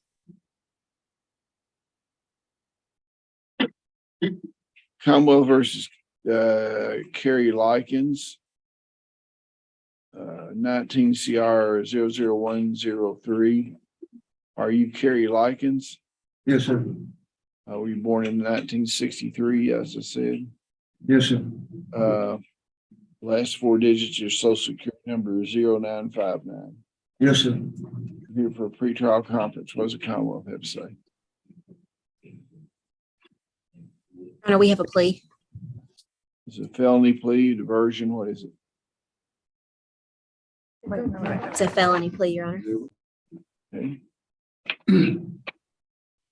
Mr. Likens, I've just been informed by the Commonwealth that you filed a motion for agreement with them that says you wish to enter a guilty plea today. Is that correct? Yes, sir. Are you currently under the influence of drugs or alcohol? No, sir. Is this plea freely and voluntarily given?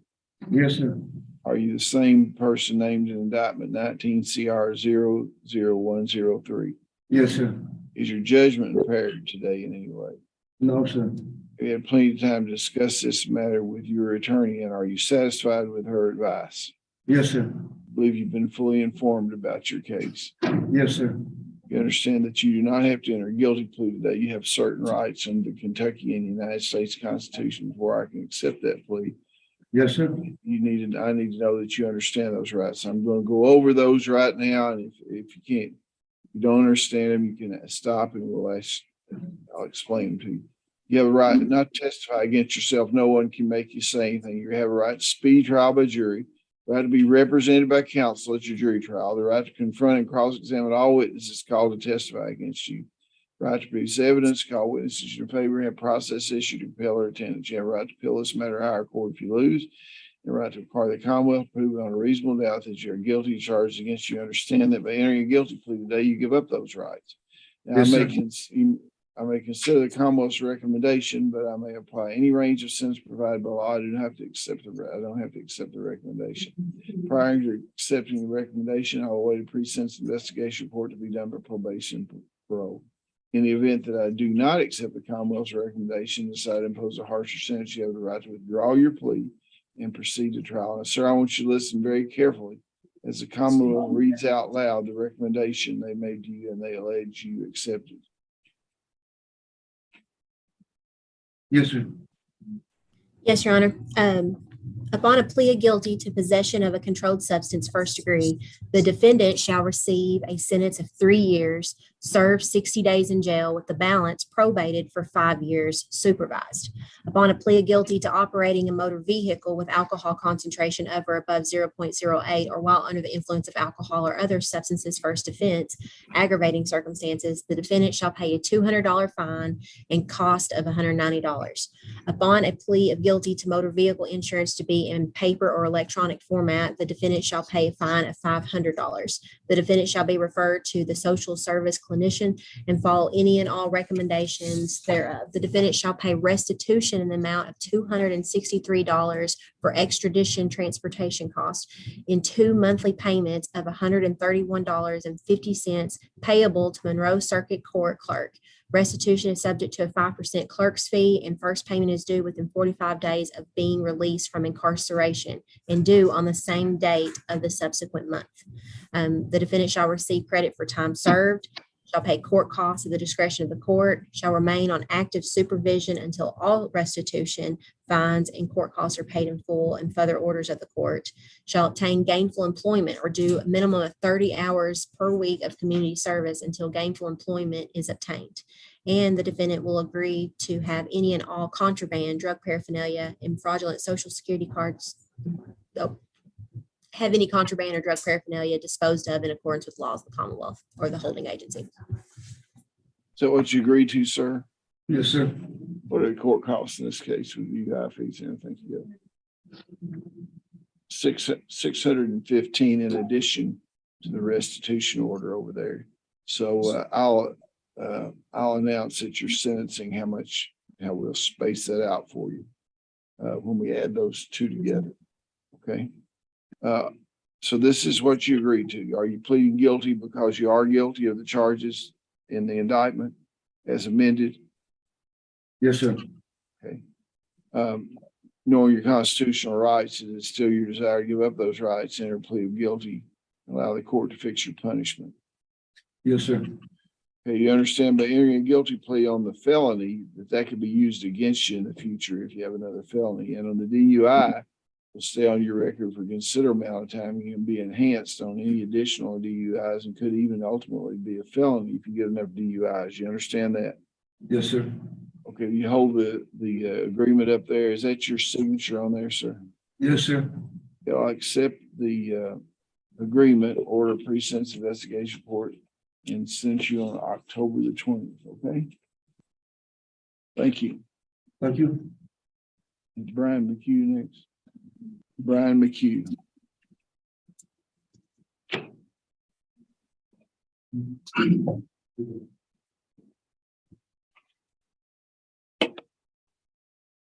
Commonwealth versus Brian McHugh. 21 CR 0064. Mr. McHugh, you born in 1969. Yes, sir. Last 4 digits, social security number 5121. Yes, sir. Have you had an opportunity to look at the pre-sentence investigation report done by probation and parole? Yes. Is it substantially correct? Yes. Counselor, is there any reason why this gentleman should not be sentenced today? No, Your Honor, we would just ask that the plea agreement be followed.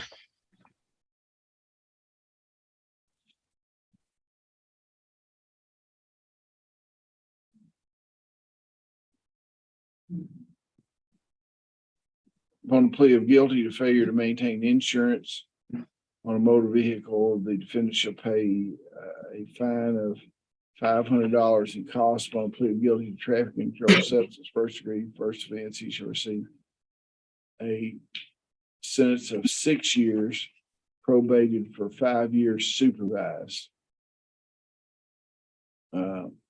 Your Honor, I have proof of my insurance right here from State Farm. I got a number you can call. You're supposed to have a copy sent to them. Okay, well, if you'll send a copy over there to your attorney. She should have one. Well, let me finish. It doesn't matter whether she has it there or not. I'll take care of it for you if you got it, okay? You make sure she has a copy of it and the Commonwealth will do an agreed order and I'll amend the judgment on that if it's in order, okay? Yes, sir.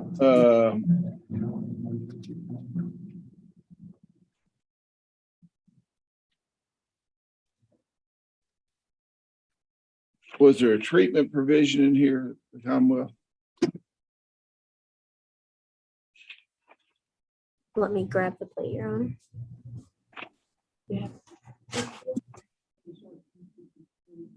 I believe so, Your Honor.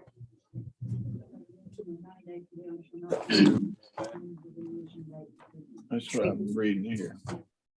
Says defendant shall enter and complete a short-term treatment facility scheduled through DPA. The defendant shall serve a minimum of 90 days in jail. I don't know whether that means in the treatment facility or I can't really tell. In addition to going, it's in addition to going to treatment. They'll serve 90 days and then go to treatment. Okay. Y'all have the treatment place lined up? Your Honor, we do not as of yet have the treatment program lined up. We are still waiting to hear back about Mr. McHugh's parole or shock probation filed in the Barron County case. I believe his parole eligibility is now October the 1st. So we're hopeful that we will know soon when we can get him in. Insurance reflects a different vehicle, and that the Commonwealth will not be in agreement with me. Okay, well, we've gotten the, who did you receive that information just now? Yeah. Okay, I guess the victim's advocate or someone just texted us and said that the insurance document was on a different vehicle. So y'all just need to work through that, see what the deal is. So I guess the 90 days in jail starts today if I sign the judgment. Is that what the Commonwealth thinks? Well, That's not it. Oh. I received some credit from certain.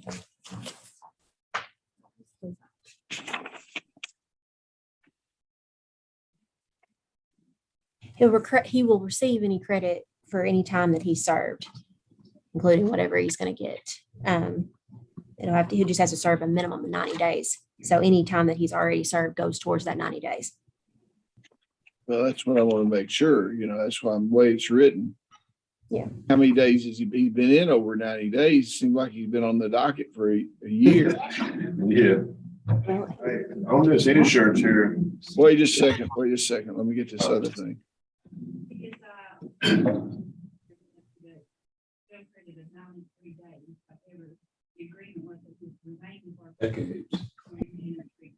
Okay, the agreement was he shall remain incarcerated until the morning he enters treatment. So he's already got his 90 days in. He already had 93 days in. Okay, so you don't have, so the morning he gets into treatment, I'll sign a release order and go to treatment.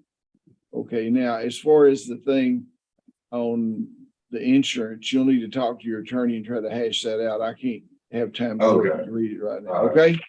Yes, sir. Okay, thank you very much. James Mercer. Commonwealth versus James Mercer. 18 CR 00124.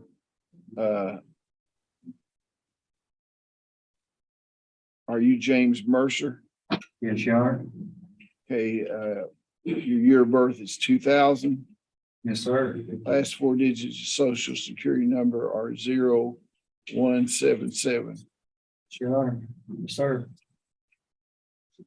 Okay, this says a shock probation revocation. And Johnny Bell previously represented you, is that right? Yes, Your Honor. I don't see him on here. I think we discussed, I talked to him. They said something about being, reckon he was supposed to represent me, but we, conclusion that we wouldn't want to try to fight this. We had to let the revocation hearing go through and revoke, so I can get this over with. So you're Wait. saying you, well, Yeah. so you're saying that you want to stipulate to the violation? Is that what, that you, Yeah, it's fine. violated your shock probation? Yeah. We didn't have counsel there. How's the Commonwealth feel about that? I'd rather him have counsel where he stipulates. Why don't you have someone from your office get Mr. Bell on the phone? And we'll get Mr. Bell on here with you and try to accommodate you today, okay? Rather than All later. right. If you I appreciate somebody try to get Mr. Bell on the phone. Jacob Newberry. Commonwealth versus Jacob Newberry.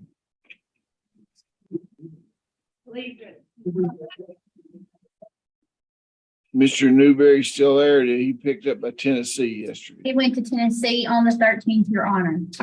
Yeah.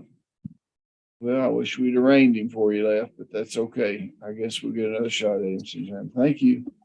Thank you, Your Honor. Cammy Nafong. Commonwealth versus Cammy Nafong. 21 CR 00115. Are you Cammy Nafong? Yes, sir. Born in 2000. Yes, sir. Last four digits, social security number 8654. Yes, sir. I'm here for pretrial conference. You have an agreement in this case? You do, Your Honor. Is it a felony plea or a diversion? It's a felony. It's a diversion. A diversion, okay. Mr. Fong, a motion has been tendered that says you wish to enter plea today. Is that correct? Is that correct? Yes, sir.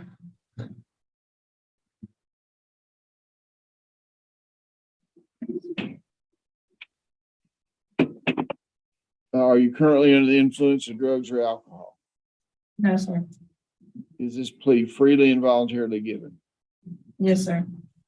Are you the same person named in indictment number 21 CR 00115? You are, correct? Yes, Your Honor. Okay. Have you had plenty of time to discuss this matter with your attorney and you feel like you're fully informed about your case? Yes, sir. You understand that you do not have to enter a guilty plea today. You have certain rights under the Kentucky and United States Constitution. Before I can accept a plea, I need to know that you understand those rights. Listen very carefully. At the end, I'm going to ask you if you understand them. You have a right not to testify against yourself. No one can make you say anything. You have a right to speed trial by jury, right to be represented by counsel at your jury trial, the right to confront and cross-examine all witnesses called to testify against you, the right to produce evidence, the right to call witnesses in your favor, the right to appeal this matter to higher court if you lose, the right to require the Commonwealth to prove beyond a reasonable doubt that you are guilty of the charges against you. You understand that being entering a guilty plea today, you give up all those rights. And I may consider Commonwealth's recommendation, but I may apply any range of sentence provided by law. I do not have to accept any recommendation. In the event that I do not accept the recommendation of the Commonwealth and decide to impose a harsher sentence, you have the right to withdraw your plea of guilty and proceed to trial. Now, I'm going to ask you a couple of questions. Have you previously been diverted in a case during the last 5 years? I don't know what that is. Have you entered into a pretrial diversion in the last 5 years? No, sir. Okay. Have you had any felony convictions in the last 10 years? The only charge that I've had has been with drug paraphernalia. She has no prior felony convictions, Your Honor. Okay. Are you currently so you're not currently on probation or anything? No, correct? sir. Okay. You understand that if you fully complete the diversion program, the charges will be dismissed, pretrial diversion, you have your record expunged. Do you understand that? Yes, sir. You understand, however, if you don't successfully complete the diversion program, you'll be brought back into court and schedule a sentence hearing. and you'd be revoked in that situation, you would be a convicted felon, and your sentences would be enhanced in the future if you have any other felonies. Do you understand that? Yes, sir. What is the Commonwealth's recommendation? Yes, Your Honor. Upon a plea of guilty to possession of a controlled substance first degree, the defendant shall receive a sentence of 3 years, pretrial diverted for 5 years, supervised. The defendant shall enter and complete the Monroe County Drug Court Program, shall pay a fine and court costs at the discretion of the court, shall remain on active supervision until all restitution, if applicable, fines and court costs are paid in full, and further orders of the court. The defendant shall obtain gainful employment or do a minimum of 30 hours of community service per week until gainful employment is obtained.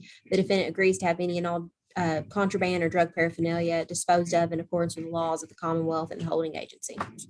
Is that what you agreed to, young lady? Yes, sir. What is the court cost? Court cost is $240. I'll let you pay that $30 a month, first payment, 30 days after you get out of jail. Knowing your constitutional rights, I've explained it to you. Is it still your desire to give up those rights, enter this plea, and enter into this diversion program? Will you hold her signature up there to the camera? Okay, that needs to be dated. Who hasn't signed that above there? Your Honor, I believe I need the Commonwealth signature on that. I can get that before turning it into the clerk's. Okay. Okay, well, I'll accept the pretrial diversion and enter it today. Now, does she have time to serve yet, or is she going to be able to get out? And says she's been assessed by the drug court. Your Honor, I don't believe she's been assessed by drug So court. she'll have to stay in jail. Somebody needs to notify the drug court to assess her and then a voter. So it could be several more days, because I guess they met today and they won't meet for a little while. So we'll get that in the works, young lady, and see if we can get you voted on by the drug court, assessed, and that sort of thing. Okay, thank you very much. I have a question. I Okay. also asked her if I didn't give the drug court, if there's a possibility that I could do long-term rehab. Instead of the drug court, you're saying? Yes, sir. Well, you need, Miss Hunter, you need to turn your microphone back on. The only way she thinks she gets the kids back. You're not Miss Hunter, but you need to turn Miss Hunter's Yes, sir. microphone back on. Your Honor, the offer as it was that she was to do drug court. I've already discussed the possibility of her doing long-term rehab instead with Ms. Anderson this morning. They are wanting her to go ahead and get assessed if she's not going to qualify for drug court due to transportation issues. Well, okay, we'll just, I'll let the assessment go on. And then if there needs to be a modification order to get her in long-term treatments to the drug court, I'll take a look at it, okay? All right, thank you. Okay, thank you. Anthony Rainey. Anthony Rainey. Commonwealth versus Anthony Rainey. 20 CR 0074. Are you Anthony Rainey? Yes, sir.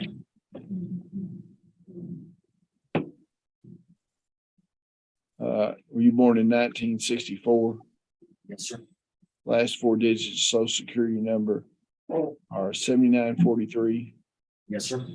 Okay. You're here on a day for motion for shock probation in 20 CR 00074. Ms. Hunter, did you file this motion for shock probation? I did, Your Honor. Can you tell us something about it? Your Honor, Mr. Rainey is asking the court to shock probate him. He has been in custody for a little bit of time at this time. He is asking the court. How long have you been in custody? Looking, Your Honor. 116 days, sir.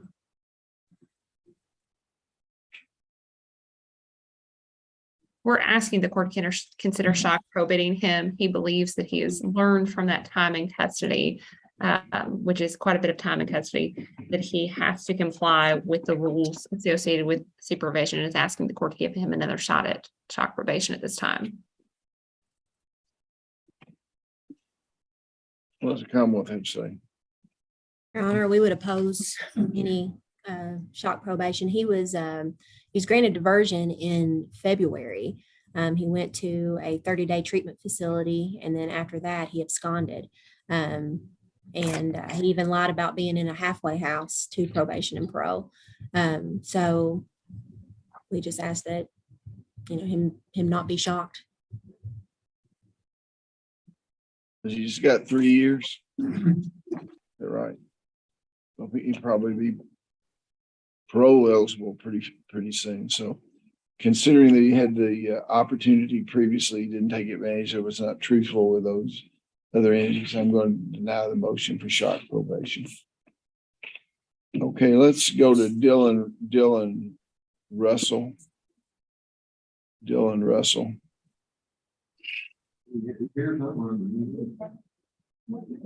Commonwealth versus Dylan Russell. Dylan Russell there. He walked out long ago, I don't know why. I need Dylan Russell. Dylan Russell. Let's add them.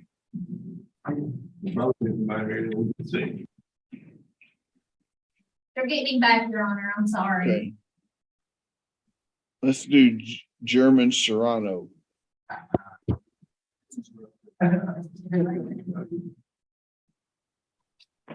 Commonwealth versus German Serrano, 22 CR 0059. You're here today for sentencing. Have you had are you German Serrano? Yes, sir. Born in 1974. That one and only. Last 4 digits of your social security number, 8896. Yes, sir. You're here on sentencing on 22 CR 0059. Have you looked at the pre-sentence investigation report done by probation and parole? Yes, sir. It's substantially correct. Yes, sir. Is there any reason why this gentleman should not be sentenced? Counsel? Okay. Upon plea of guilty to operating a motor vehicle, alcohol concentration of 0.08 or under the influence, he shall receive a sentence of 1 year to serve. The 1 year shall run consecutively to Monroe indictment number 21 CR 0029. Probation is opposed by the Commonwealth as well as sharp probation. He shall pay a fine and court costs in the amount of $665. Be paid that at $40 a month, starting 30 days after his release. Okay. Okay, thank you very much.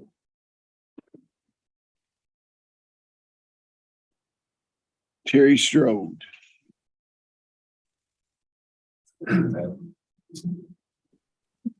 This is a sentencing. Commonwealth versus Terry Strode. 22 CR 0032. You are Terry Strode. Yes, sir. You're born in 1972. Yes. And the last 4 digits, your social security number 3139. Yes, sir. Okay, there are 2 things here. There's a motion to forfeit. Will the Commonwealth talk about the motion to forfeit right now? What is that?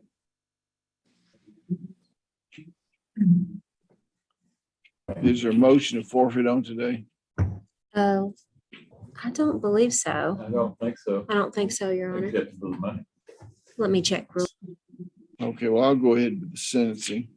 Have you had you said your counsel, Mr. Poindexter is on the line now. Mr. Poindexter, have you reviewed this pre-sentence investigation report with your client? I have, Your Honor. Okay, is there any reason that sentencing should not proceed?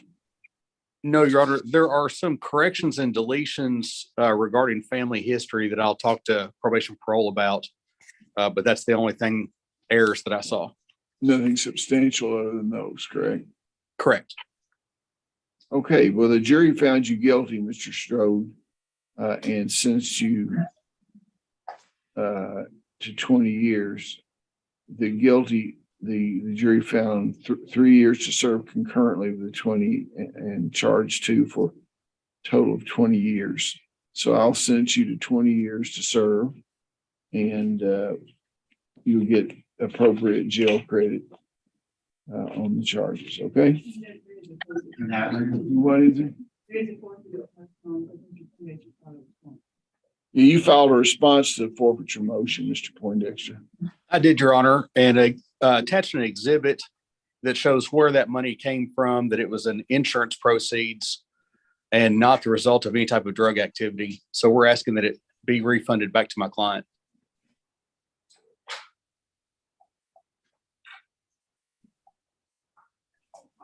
Your Honor, I don't have the motion in front of me that Mr. Stockton filed, but if it's referring to the money that was taken from there was no proof that was put on at all that it was insurance money. Yes, there was a receipt, there was a receipt that they were trial, you know, still in the bank envelope. I believe there was proof put on. I don't know whether the credibility of the proof or not, but I thought it was pretty good proof. But now, wasn't there a marked bill there too, in with other stuff? Yes, Your Honor. That was separate in my wallet.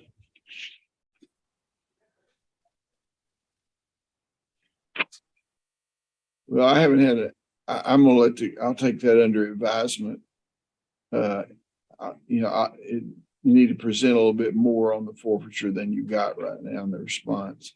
But I think that the defendant Mr. Stroh was correct that there was testimony where that came from. And it Yeah, we had a receipt. wait, don't, yeah, I know. I remember it.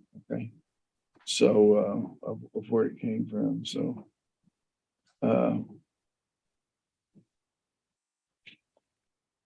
I don't know.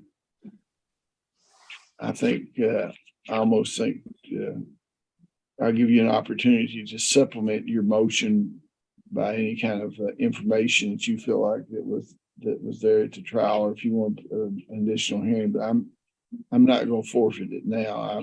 I think that they put an issue up onto that, so I'll take that forfeiture under advisement. I'm not going to do that this time. Okay. Okay. Thank you very much, Joanne. Thank you, Your Honor. Joanne, yeah, Joanne Tooley.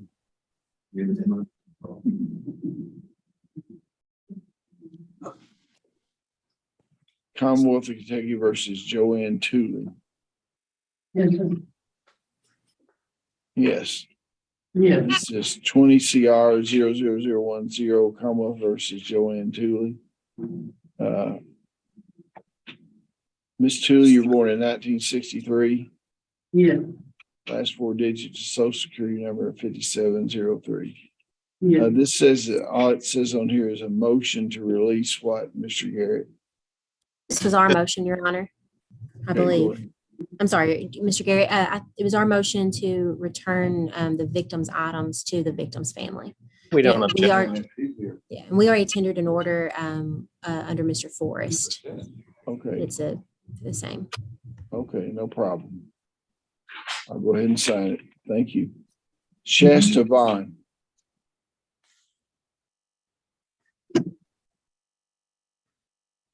Commonwealth versus Shasta Vaughn.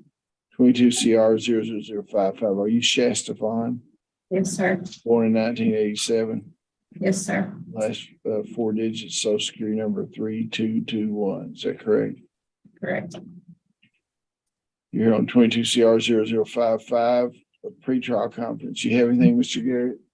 Judge, we do not have an agreement on this case. Have you negotiated the case? We have, Judge. If the court would give us another 30 days, we'd be welcome to do that. She does have two related matters as a result of this case in Barron and F counties. I believe we might be able to get this case resolved. We had a little more time, although I know the Commonwealth wants to go ahead and set it for trial, but whatever the pleasure of the court is, I think it would resolve. Well, I don't see how the Commonwealth is prejudicing him because she's in jail. Yes, Your Honor. You know, how's the Commonwealth feel about this? What's the charge that you desire to try her on, Sanderson? I believe, Your Honor, she's charged with fleeing and evading, attempted murder, and wanton endangerment. Other than that, And a whole lot of other charges along with those. Those were the big ones. What's the bond in this case? 100,000 cash, so she's probably gonna be there for a while. You want to set up for the negotiation day? Yes, Judge. I'll set up for the negotiation day on the 7th, and she'll be back here on the 20th. They'll either enter a plea on the 20th, or we'll set a jury trial. This will not delay the trial any, because we will have set the trial out farther than the 20th. So you can expect a pretty quick trial date if there is no plea. Okay. Thank you very much. Thank you. Sonny Voorhees.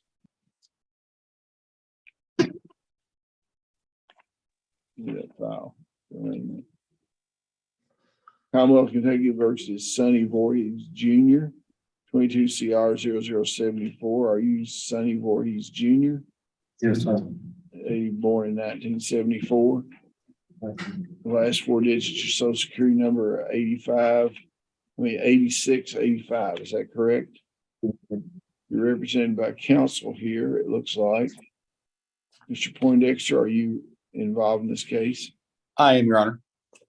Okay, the grand jury, you have a right to remain silent. The grand jury of Monroe County has returned an indictment charging you with tampering with physical evidence, trafficking controlled substance in the first degree, trafficking controlled substance second degree, possession of controlled substance in the first degree, trafficking in marijuana, possession of controlled substance not in the original container,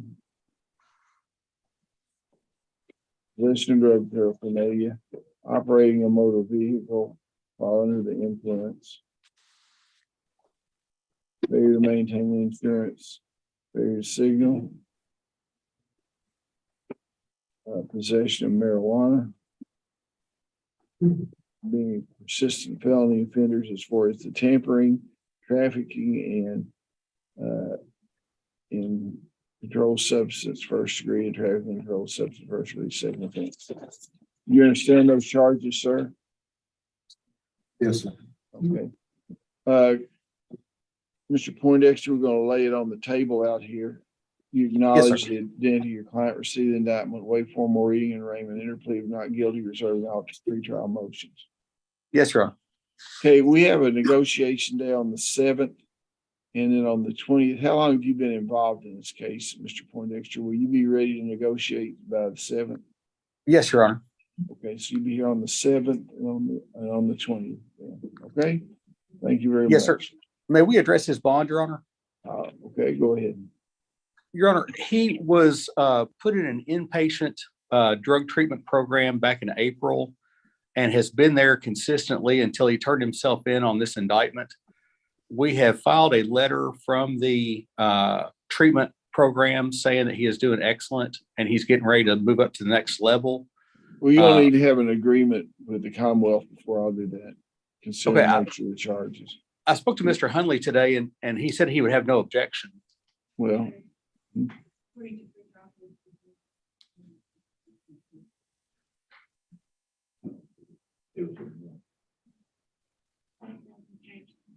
he's got another charge in Warren County promoting contraband. Is that right?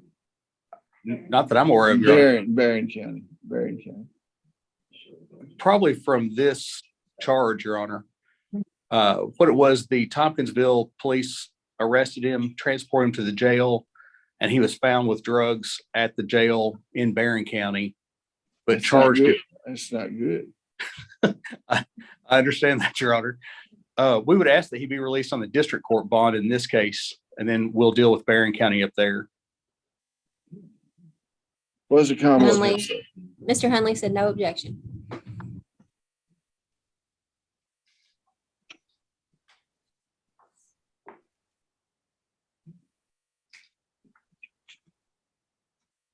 How many DUIs is this? Is this a DUI first? I think it's a second, but I'm not positive, Your Honor. I'll agree to go with the district court bond with an ankle bracelet. Yes, sir. Okay, so he'll get an ankle bracelet on today or when he gets out. What was the district court bond? I'm not going to go with an ROR. District court was an ROR. No. Okay. What about a surety bond signed by his mother? $25,000 surety bond and an ankle bracelet. Okay. Yes, sir. Thank you. Okay. Brian Walker.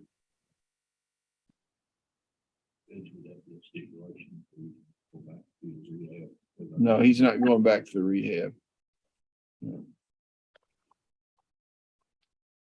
Brian Walker. He'd be under the same, I mean, Mr. Voorhees be under the same curfew requirements and things everybody else is. Brian Walker, 22 CR 0065. Are you Brian Walker? Yes, Your Honor. Okay.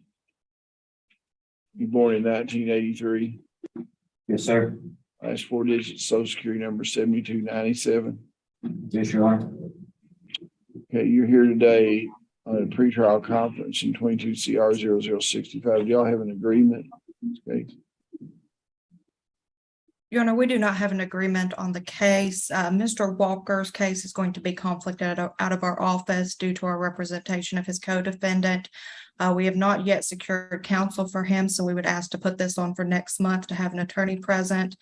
Okay, well, what I want you to do is have an attorney present and have them schooled up enough to participate in the negotiation. I'm not going to wait till another month because y'all haven't got conflict counsel for this young man, and then let him come up here and instead of go to the next month and do a negotiation date. That's not fair to him. Okay.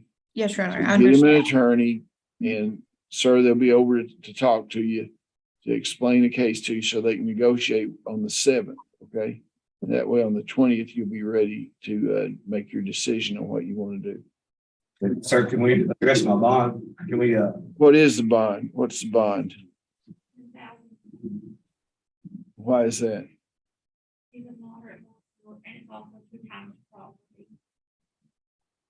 Okay, well, why is he a moderate?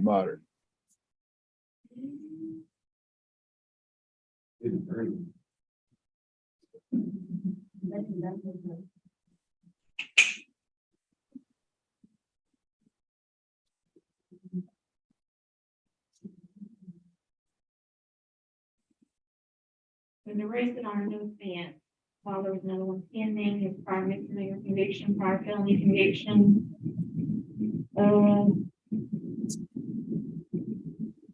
No FCA. Two PFO first. What are the charges? What are the charges here?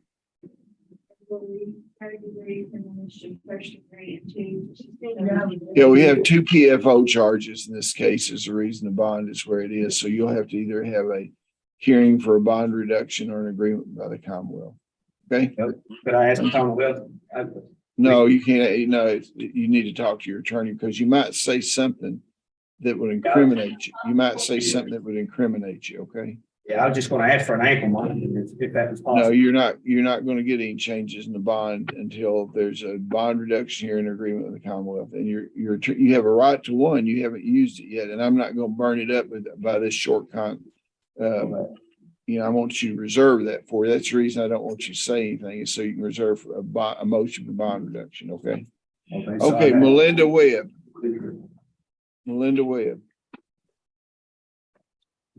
Commonwealth versus Melinda Webb, 22 CR 0068. Are you Melinda Webb? You're here today for the purpose of arraignment in 22 CR 0068. Were you born in 1977? What's the last four digits of your social security number? 001. Okay. Yeah, I reviewed your affidavit. It appears that you qualify for a public defender, so I'm going to appoint one to you.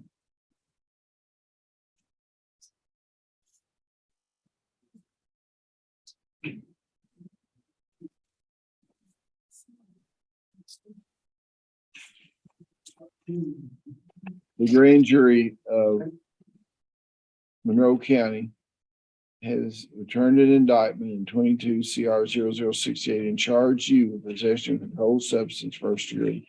You understand that charge? You understand the charge? Are you saying something I can't hear? Yeah, yes, sir. Okay.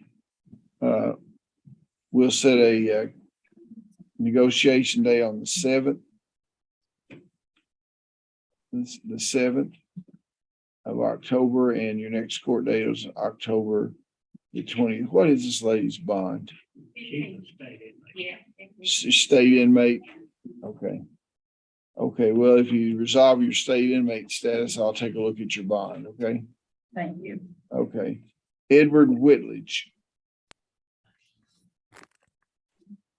Commonwealth versus, Morning, Your Honor. hello, Commonwealth versus Edward Whitledge. 20 CR 0085. Are you, Mr. Whitledge, were you born in 1991? Yes, Your Honor. Last four digits, social security number 9664. 9864. 9864. Okay, that's right. Okay, there's a pretrial conference and a motion to compel. What's the motion to compel about? Your Honor, I filed a motion for specific discovery, asking for some items we believed were missing.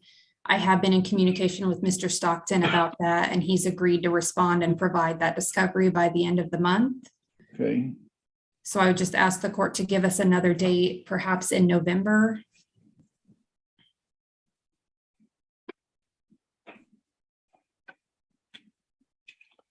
Well,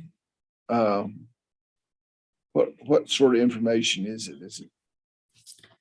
Your Honor, I have a list. It includes cell phone data, phone records, KSP reports, evidence logs, warrants. There's quite a few things. Mr. Hundley, how long is it going to take you to comply with that? I'm not certain that we will ever be able to comply with some of it, Your Honor, because I believe some of it will be in possession of the law enforcement authorities in California, where he was arrested to begin with. Otherwise, we have met and have another meeting scheduled with the detectives in this case. Hopefully, we will get it by the end of the month, but that might. Well, I'm going to set y'all to come back here on October 20th. I'm not going to set the October 7th negotiation day with everyone else because this is a pretty complex case.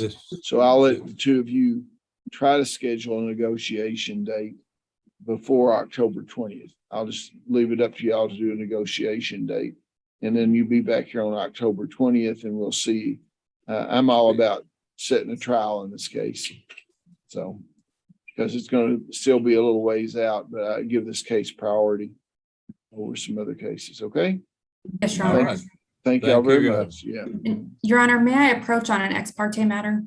Well, not right now, but because I can't get you, I'm right in the middle of the docket, but you can call me and do that about that. If you'll, I guess your phone number is probably on the motion that you filed, isn't it? Yes, Your Honor, or if I could approach at the conclusion of the docket.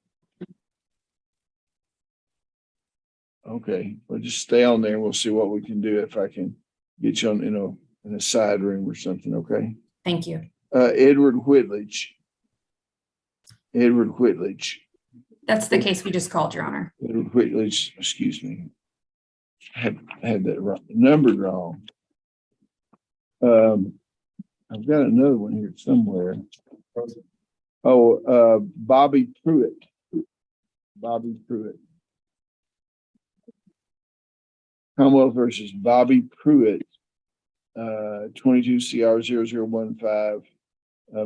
Mr. Pruitt, were you born in 1983? Yes, sir, Your Honor. Last four digits of your social security number are 3486. Yes, sir, Your Honor. Looks like there's a probation revocation motion here. What does the Commonwealth have to say about that?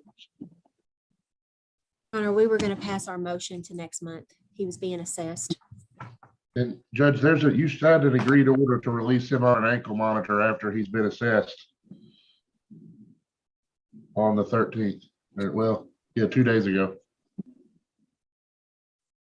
I don't know if he's been assessed yet, but he should be able to be released to go back to work once that's happened. What does the Commonwealth have to say? No issue with that, Your Honor. Okay, well, if somebody needs to tell me when he's assessed, so does that mean after we receive the report or after the assessment? Your Honor, Mr. Collins is here and he said he has been assessed. Okay, well, do we have the report? Yes, Your Honor. He's assessed to attend a long-term treatment program. We'll request the bed if the court allows, and that we can release him once that bed's available to attend. Okay. We'll get him in the bed, and I'll sign a release for him then. Okay. Yes, Your Honor. Thank you, Your Honor. Okay. Now we got another one here somewhere. Dylan, there it is. Dylan Russell. Yeah, I lost it there. Yes, sir. Commonwealth versus Dylan Russell, 22 CR 009 and 22 CR 0008. Are you Dylan Russell? Yes, sir. You born in 1996? Yes, sir. Last four digits of social security number 1233. Yes, sir. What do we have here? It says it's a pretrial conference. Your Honor, Mr. Russell was arrested on a bench warrant for failure to appear at negotiation conference. Mr. Stockton, I believe, is wanting to put this on for next month. I believe we'll have a resolution at the time. Well, there was more than one time that didn't appear. Well, it was 2 times. Is that correct? Just one, sir. The other time I had the corona, the COVID-19 virus. Yeah. Okay. So set a negotiation date on the 7th and the next court date on the 20th. Hey, sir. Thank you, Your Honor. Hey, Thank you. I got one quick question. My wife is being induced in the labor in 2 weeks. And anything like any kind of furlough or anything I can get on it just to see my baby that day. What's the charge in this case? There's 2 cases. Now, I'm not asking you. Okay, I'm asking him, but I'll get back to you. Okay, hold on a second. Your Honor, one of them is an assault 3rd degree on a police officer, probation officer, and then the other one is burglary 3rd degree.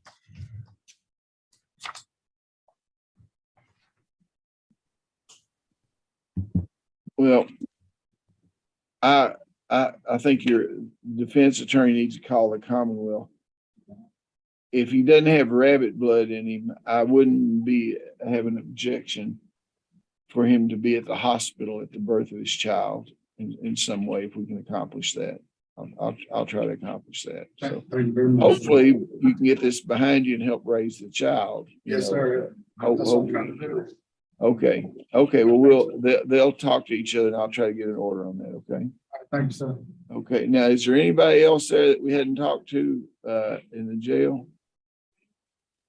I just have Your Honor, on James Mercer, we passed him, tried to get in touch with Johnny Bell, and we Yeah. have spoke to Johnny Bell, and he said he no longer represents Mr. Mercer. All right.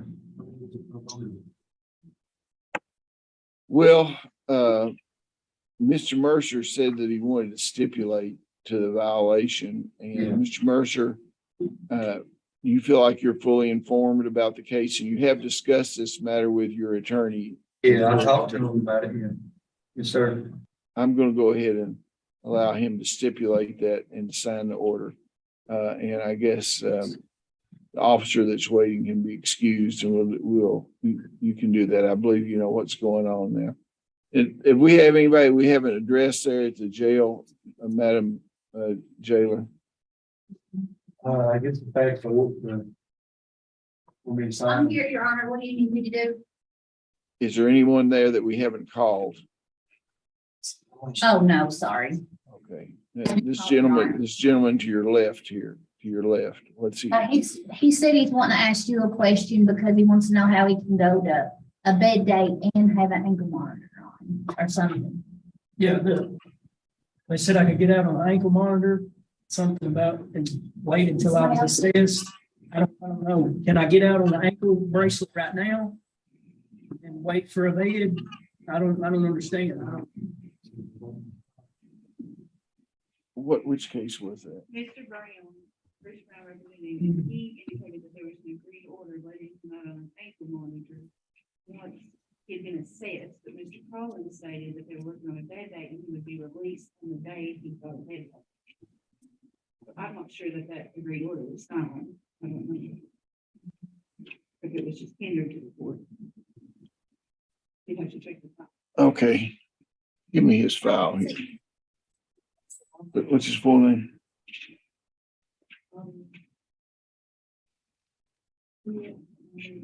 We'll check this here. Yes, sir.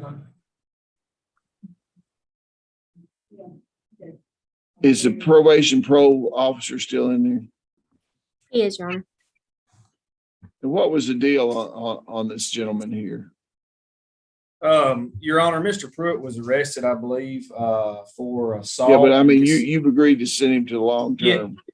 Yes, I emailed the social service clinician just a minute ago, letting her know that court would allow him to go to rehab, and we're just waiting on a bed So date.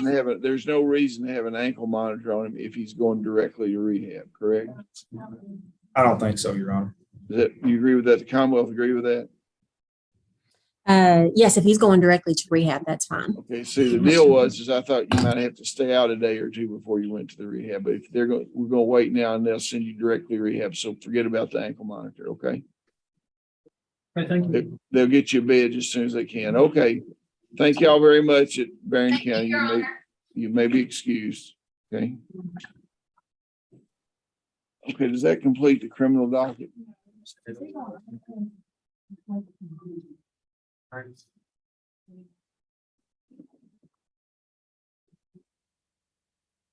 Okay. Is that on the person docket?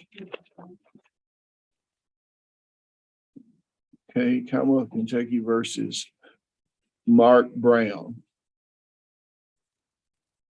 21 CR 0034.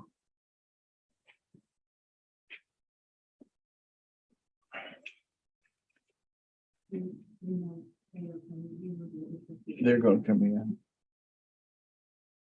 So, sorry, you sit around on this side here. Let me ask Your you. Honor, do you want us to come in? Yeah, the won't you courtroom? come in? Yeah, come in. Let him behind the podium is what I'm telling you just for a second. Are you Mark Brown? You born in 1975? What are the last four digits of your social security number? We're here on 21 CR 0034, a probation revocation matter. You ought to go over there and take a seat if you want to. The defense table. Yeah.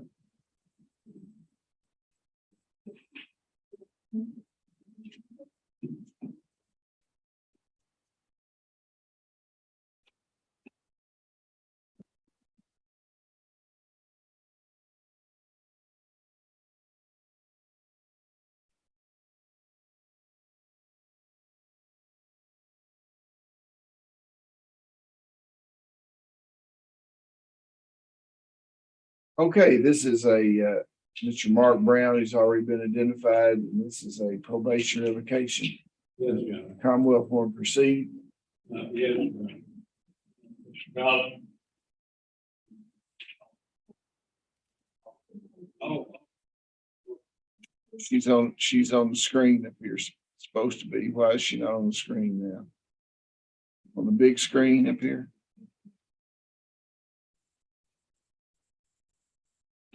There she is. Will you raise your right hand, officer? Swear the testimony you're about to give is the truth, the whole truth, nothing but the truth. Okay. Okay. Yes, sir. Okay, Mr. Hunley, you want to inquire? yeah. What is your You name? probably have to get up here to the podium for it to work.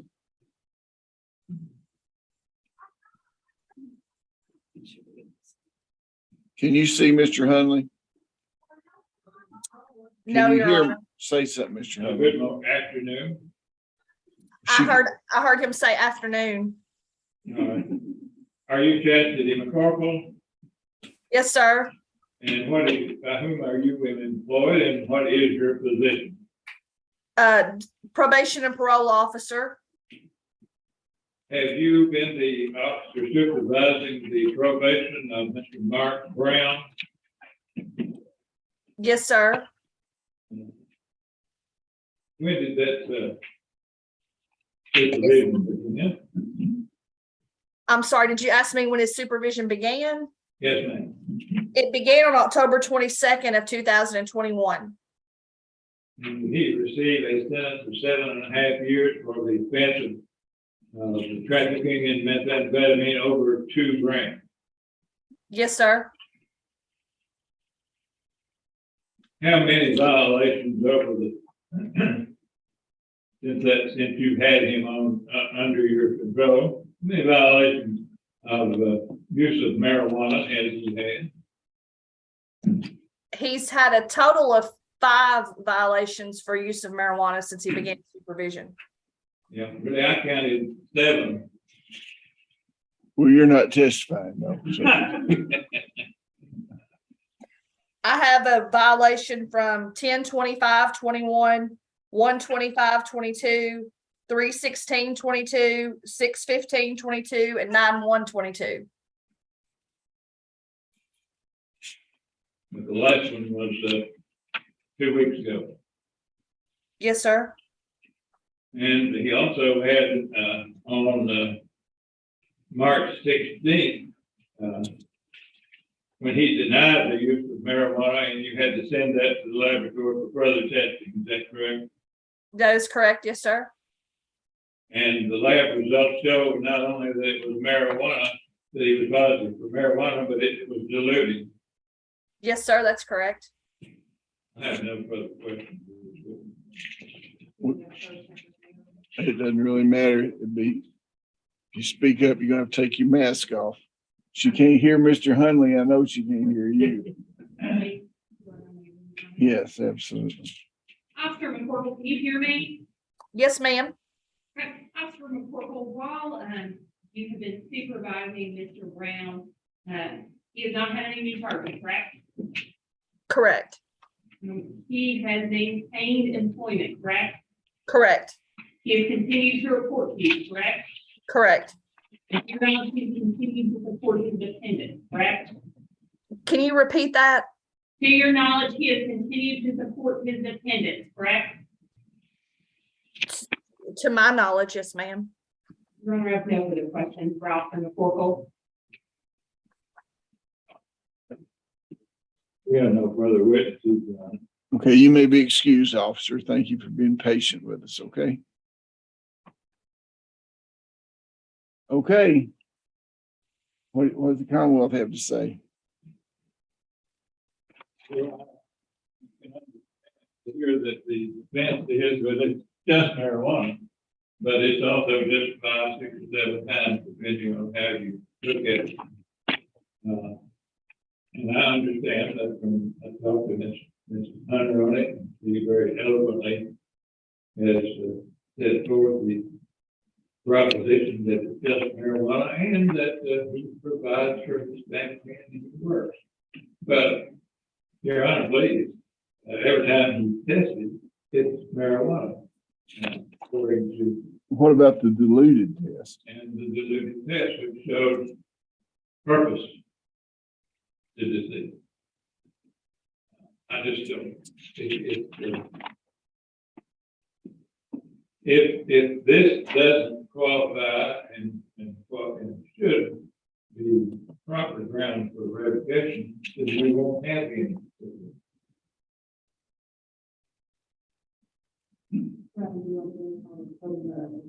And come to the podium if you would.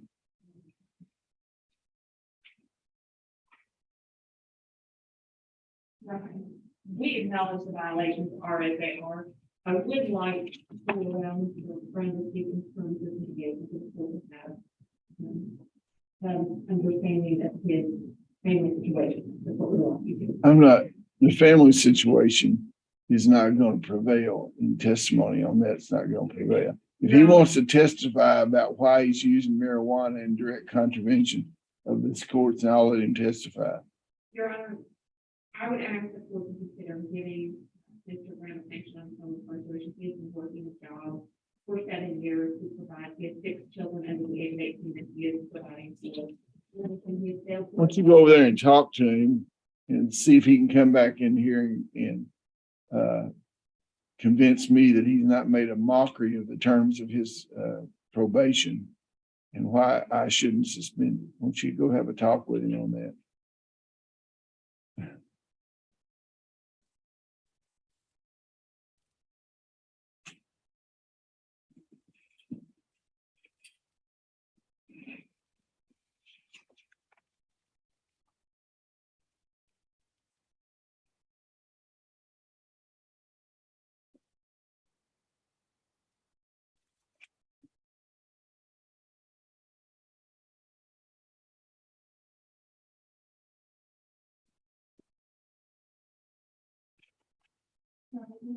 Brown understands that he can still into marijuana.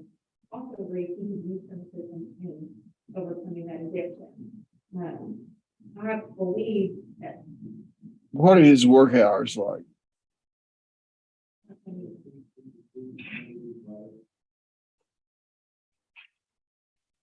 We would ask. Where does he work?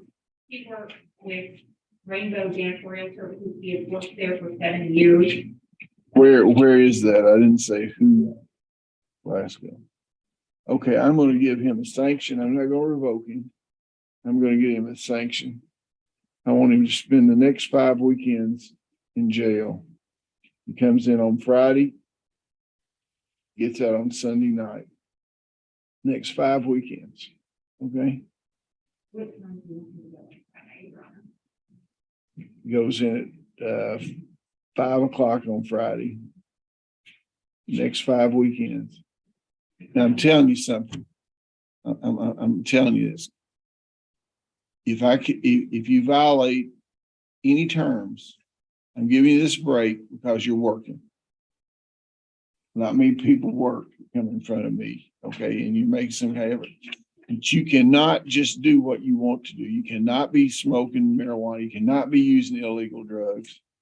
You cannot be doing that. If you want to do that, I will be glad to transfer your probation to Colorado or somewhere where it's legal. It's not legal in Kentucky yet. When it becomes legal in Kentucky, if it ever does, then you can come back in here. But until then, you're not going to ignore this court's orders. You understand me? Okay. Make arrangements with him, with the probation pro officer to lodge him. And the lodging will start tomorrow. Okay, for 5 weekends. Okay, thank you very much. Does that conclude the criminal docket? Let's go off the record then.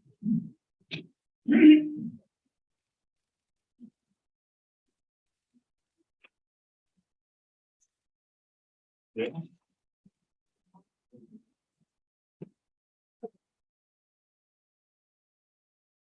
There you go, young lady.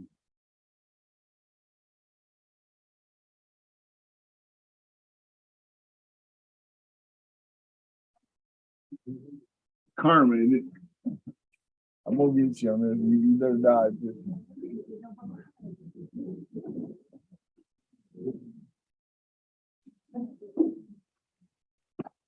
Now you wanted to do. Yeah. Okay. Not on the LPS.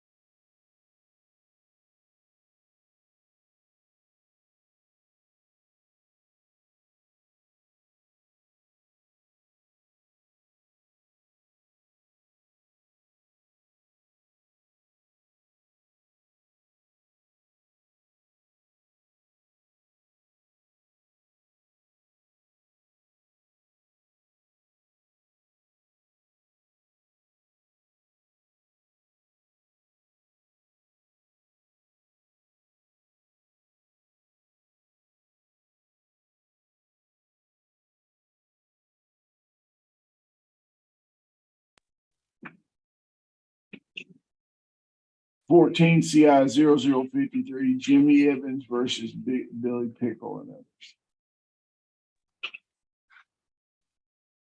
Good afternoon, Your Honor. Hello.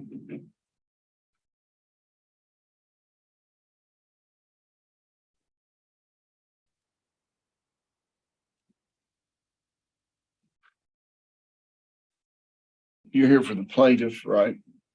Yes, Your Honor.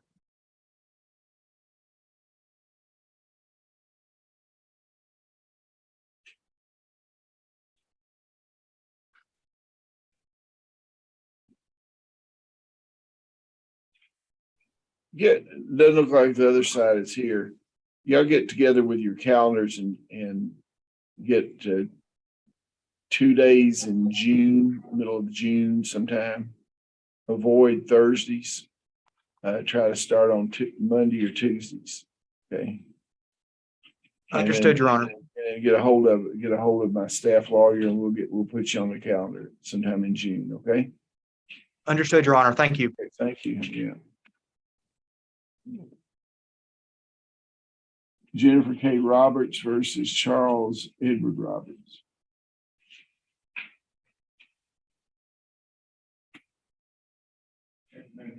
Hello.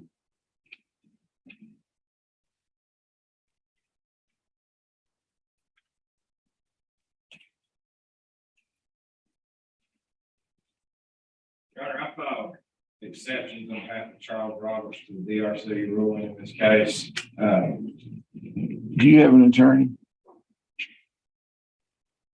Spit it up on our own, Judge, but DRC is recommending my client go under the sexual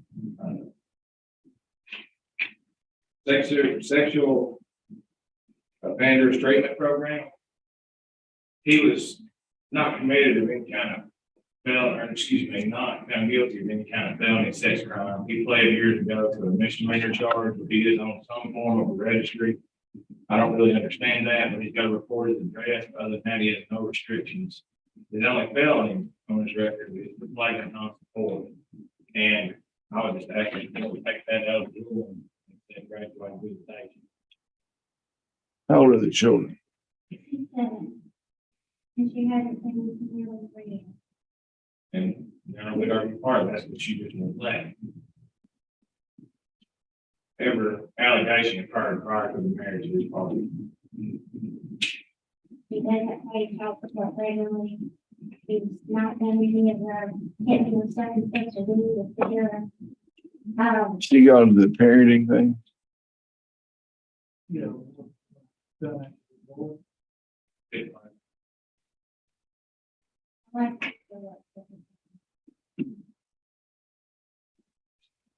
have any testimony? I just guess we'll review it. So that's the only change you want.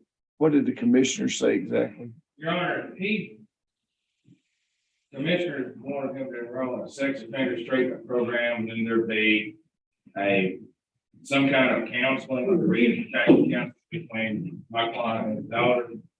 I would just ask that he'd be allowed to graduate with it. What would they, out of an abundance of caution with a little girl? I mean, I'm starting to see that side of it, Judge. It's my client's position that he had to find a relationship with her until his spouse was left with the child, mutually to the child. She has had a lot of counseling. She does not want to see him. Nobody says anything, this is just her to do it.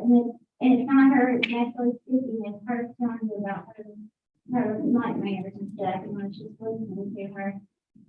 And she is, usually that child back. where was this conviction or plea at? And what did it involve? What did it involve?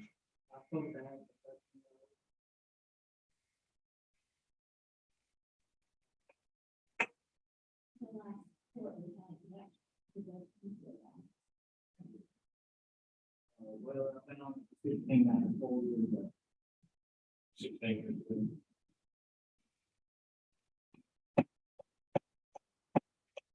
And if you see in the paper, you pay other children, speak to that lawyer about what happened to them, that they've had counseling for most of their life about this.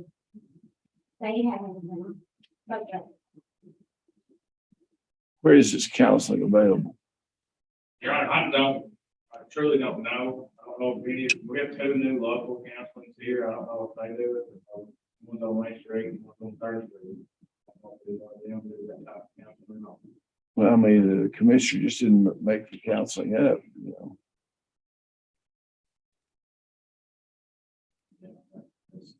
So we're having trouble with Judge. I mean, if counseling's ordered, we understand that, but we would need to know where to go and how to go about it. my issue is that she's safe and she's happy, and that's what he should be concerned about. And paying his child support is part of being a parent that he wants to be. Well, this is not about child support. No, it's not. As a matter of fact, the child support was brought up earlier and they said he's up to date on his child support. But we're not talking about child support. He'll pay his child support. It doesn't end up,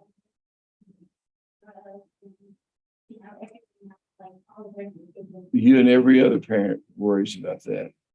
But the problem is commissioners evidently seen something in this that has to indicate that he feels like that there ought to be an abundance of caution before someone that's on a sex offender register, even if it's 16 years ago, somebody takes a look at it. And I don't think that's unreasonable. You know, now, if you find out that there's no sort of therapy that you can get like that, then I will allow you to leave the issue open and bring it back to me with some evidence of what sort of things are available. You need to be prepared for that. I hold you to the same standard as I will Mr. Carter if you don't have an attorney. But you need to go look and see what kind of therapies would fit this general description that the commissioner said. And if you can't agree on that sort of therapy with each other, I'm gonna let you talk to him, okay? Because I don't know why you don't have an attorney, but I would think about getting one on this issue. It seems like all of it's resolved, but I'm inclined to require some sort of therapy, and we just have to determine what a therapy's appropriate and supervision is appropriate, okay?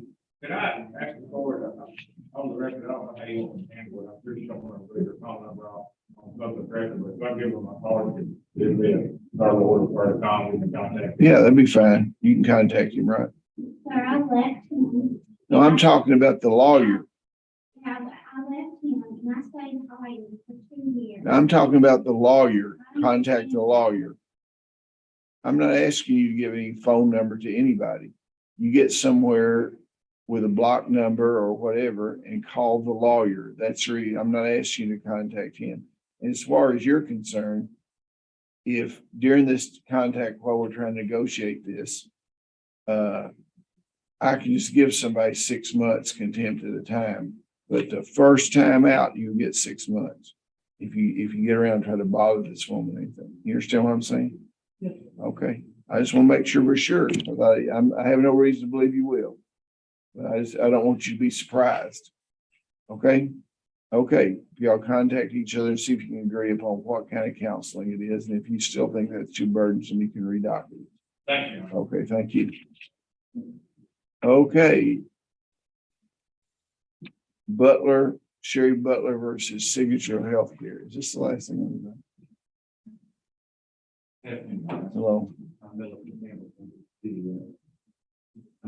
This is our motion that I've seen opposing counsel, and the only thing I received in response was a notice of interest appearance. So I think Mr. Mann and Mr. Proctor have left you home, and I think their appearance indicated cross town law. So I'm not sure. I think they're probably pretty busy right now, and they just overlooked it. I'm not sure.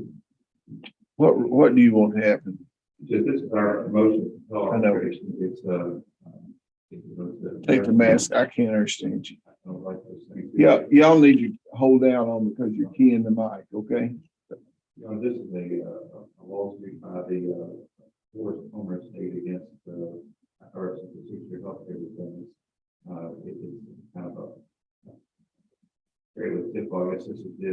case against nursing home, and our position and the purpose of this motion is to seek to enforce an arbitration agreement that was signed by as well as power attorney for Mr. Comer. We're asking that the case be stayed or dismissed and the order of compelling arbitration. Typically, the plaintiff has something to say about that. I don't want to, try to rush all over their rights. I'm surprised that they're not here. I don't know. So this is one of your boilerplate arbitration agreements that people sign when they go into the nursing home. Is that what you're doing? Yeah. How do they hold up under scrutiny? Usually? Well, if you have a valid power of attorney, usually pretty well. A lot of times there are issues with respect to that. They've done their best to try to give people a period of time to back out on leave after they sign them and so forth, and for a lot of protection. So they're going to put the Federal Arbitration Act, that's the Uniform Arbitration Act, that once we put forward a valid agreement with somebody who's authorized to sign it, they're presumed valid in a burden shifting situation. So the plaintiff has to come in and demonstrate why. And who's plaintiff's attorney now? I don't believe these gentlemen are, but Ross and Michael Roberts, they were being on that. Now they're both here with Ross and Ross. Seems involved in that. I just don't know who it is. Well, why don't you try to contact them and ask them? And you want them to compel them to do what? Well, we like to have the case in arbitration litigated in that form. We think that's correct. Well, you give them notice. Just give them notice, a show cause notice. They weren't here today after notice did, and give them a show cause notice to appear on October 20th, why they should not be compelled to pay your costs for attending here and to reschedule it on that date. Okay. Yeah. And we'd be fine if it is an oversight on their part, Judge. Well, I didn't say I'd follow through with it. I just said, No. I mean, you got to do something, get them back on the docket. I guess what I was going to propose, I could reach out and just say, I'm sure they want to file a response, we'd like to file a reply, and then just allow it to be submitted. Yeah, and have them here on the 20th, so we can move along. Okay. Okay. Thank you. Thank you. Mhm. Might be an Oxford as well. Yeah. And we got one more case. There's another civil motion there. Okay.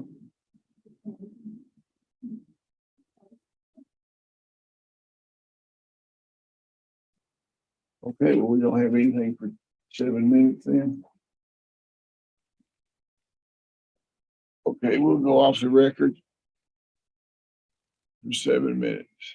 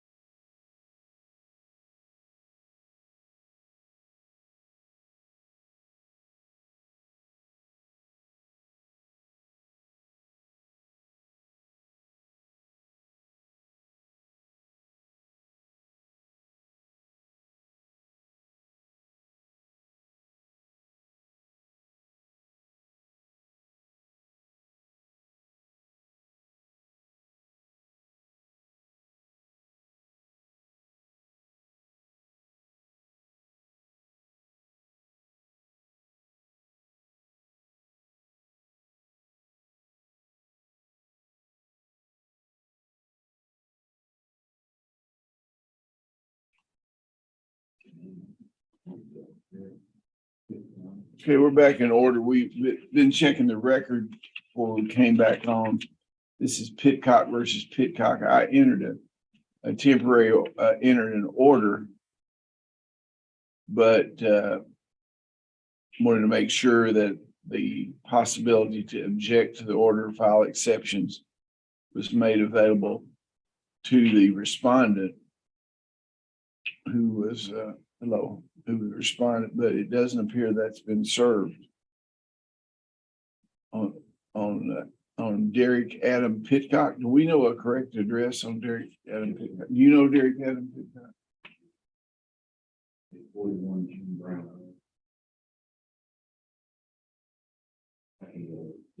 Well, let's, why don't you prepare something for the sheriff's office to serve? And we'll try to serve him and notice him one more time on October 20th. You'll try to make some effort for the sheriff. I'm not certain the papers in a while.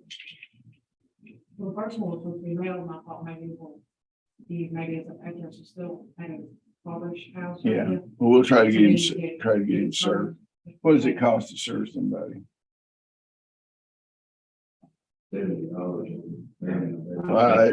gas doesn't cost that much over here, cheaper over here. I don't do with the money part, I just. Yeah. Well, just contact the sheriff's office, have him served. Lacey bill. If they can't find him, I will. Yeah. Let Lacey, I'm sure.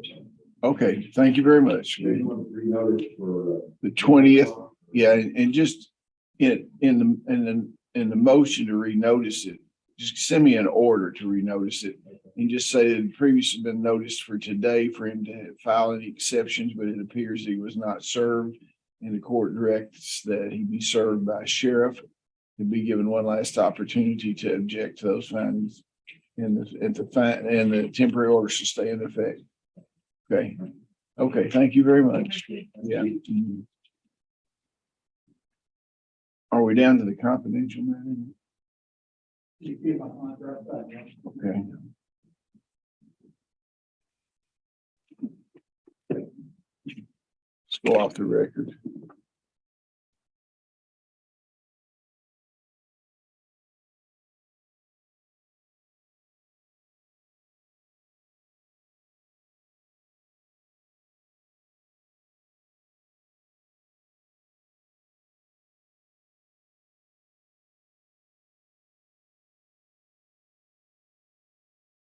What did I tell them to do in that day?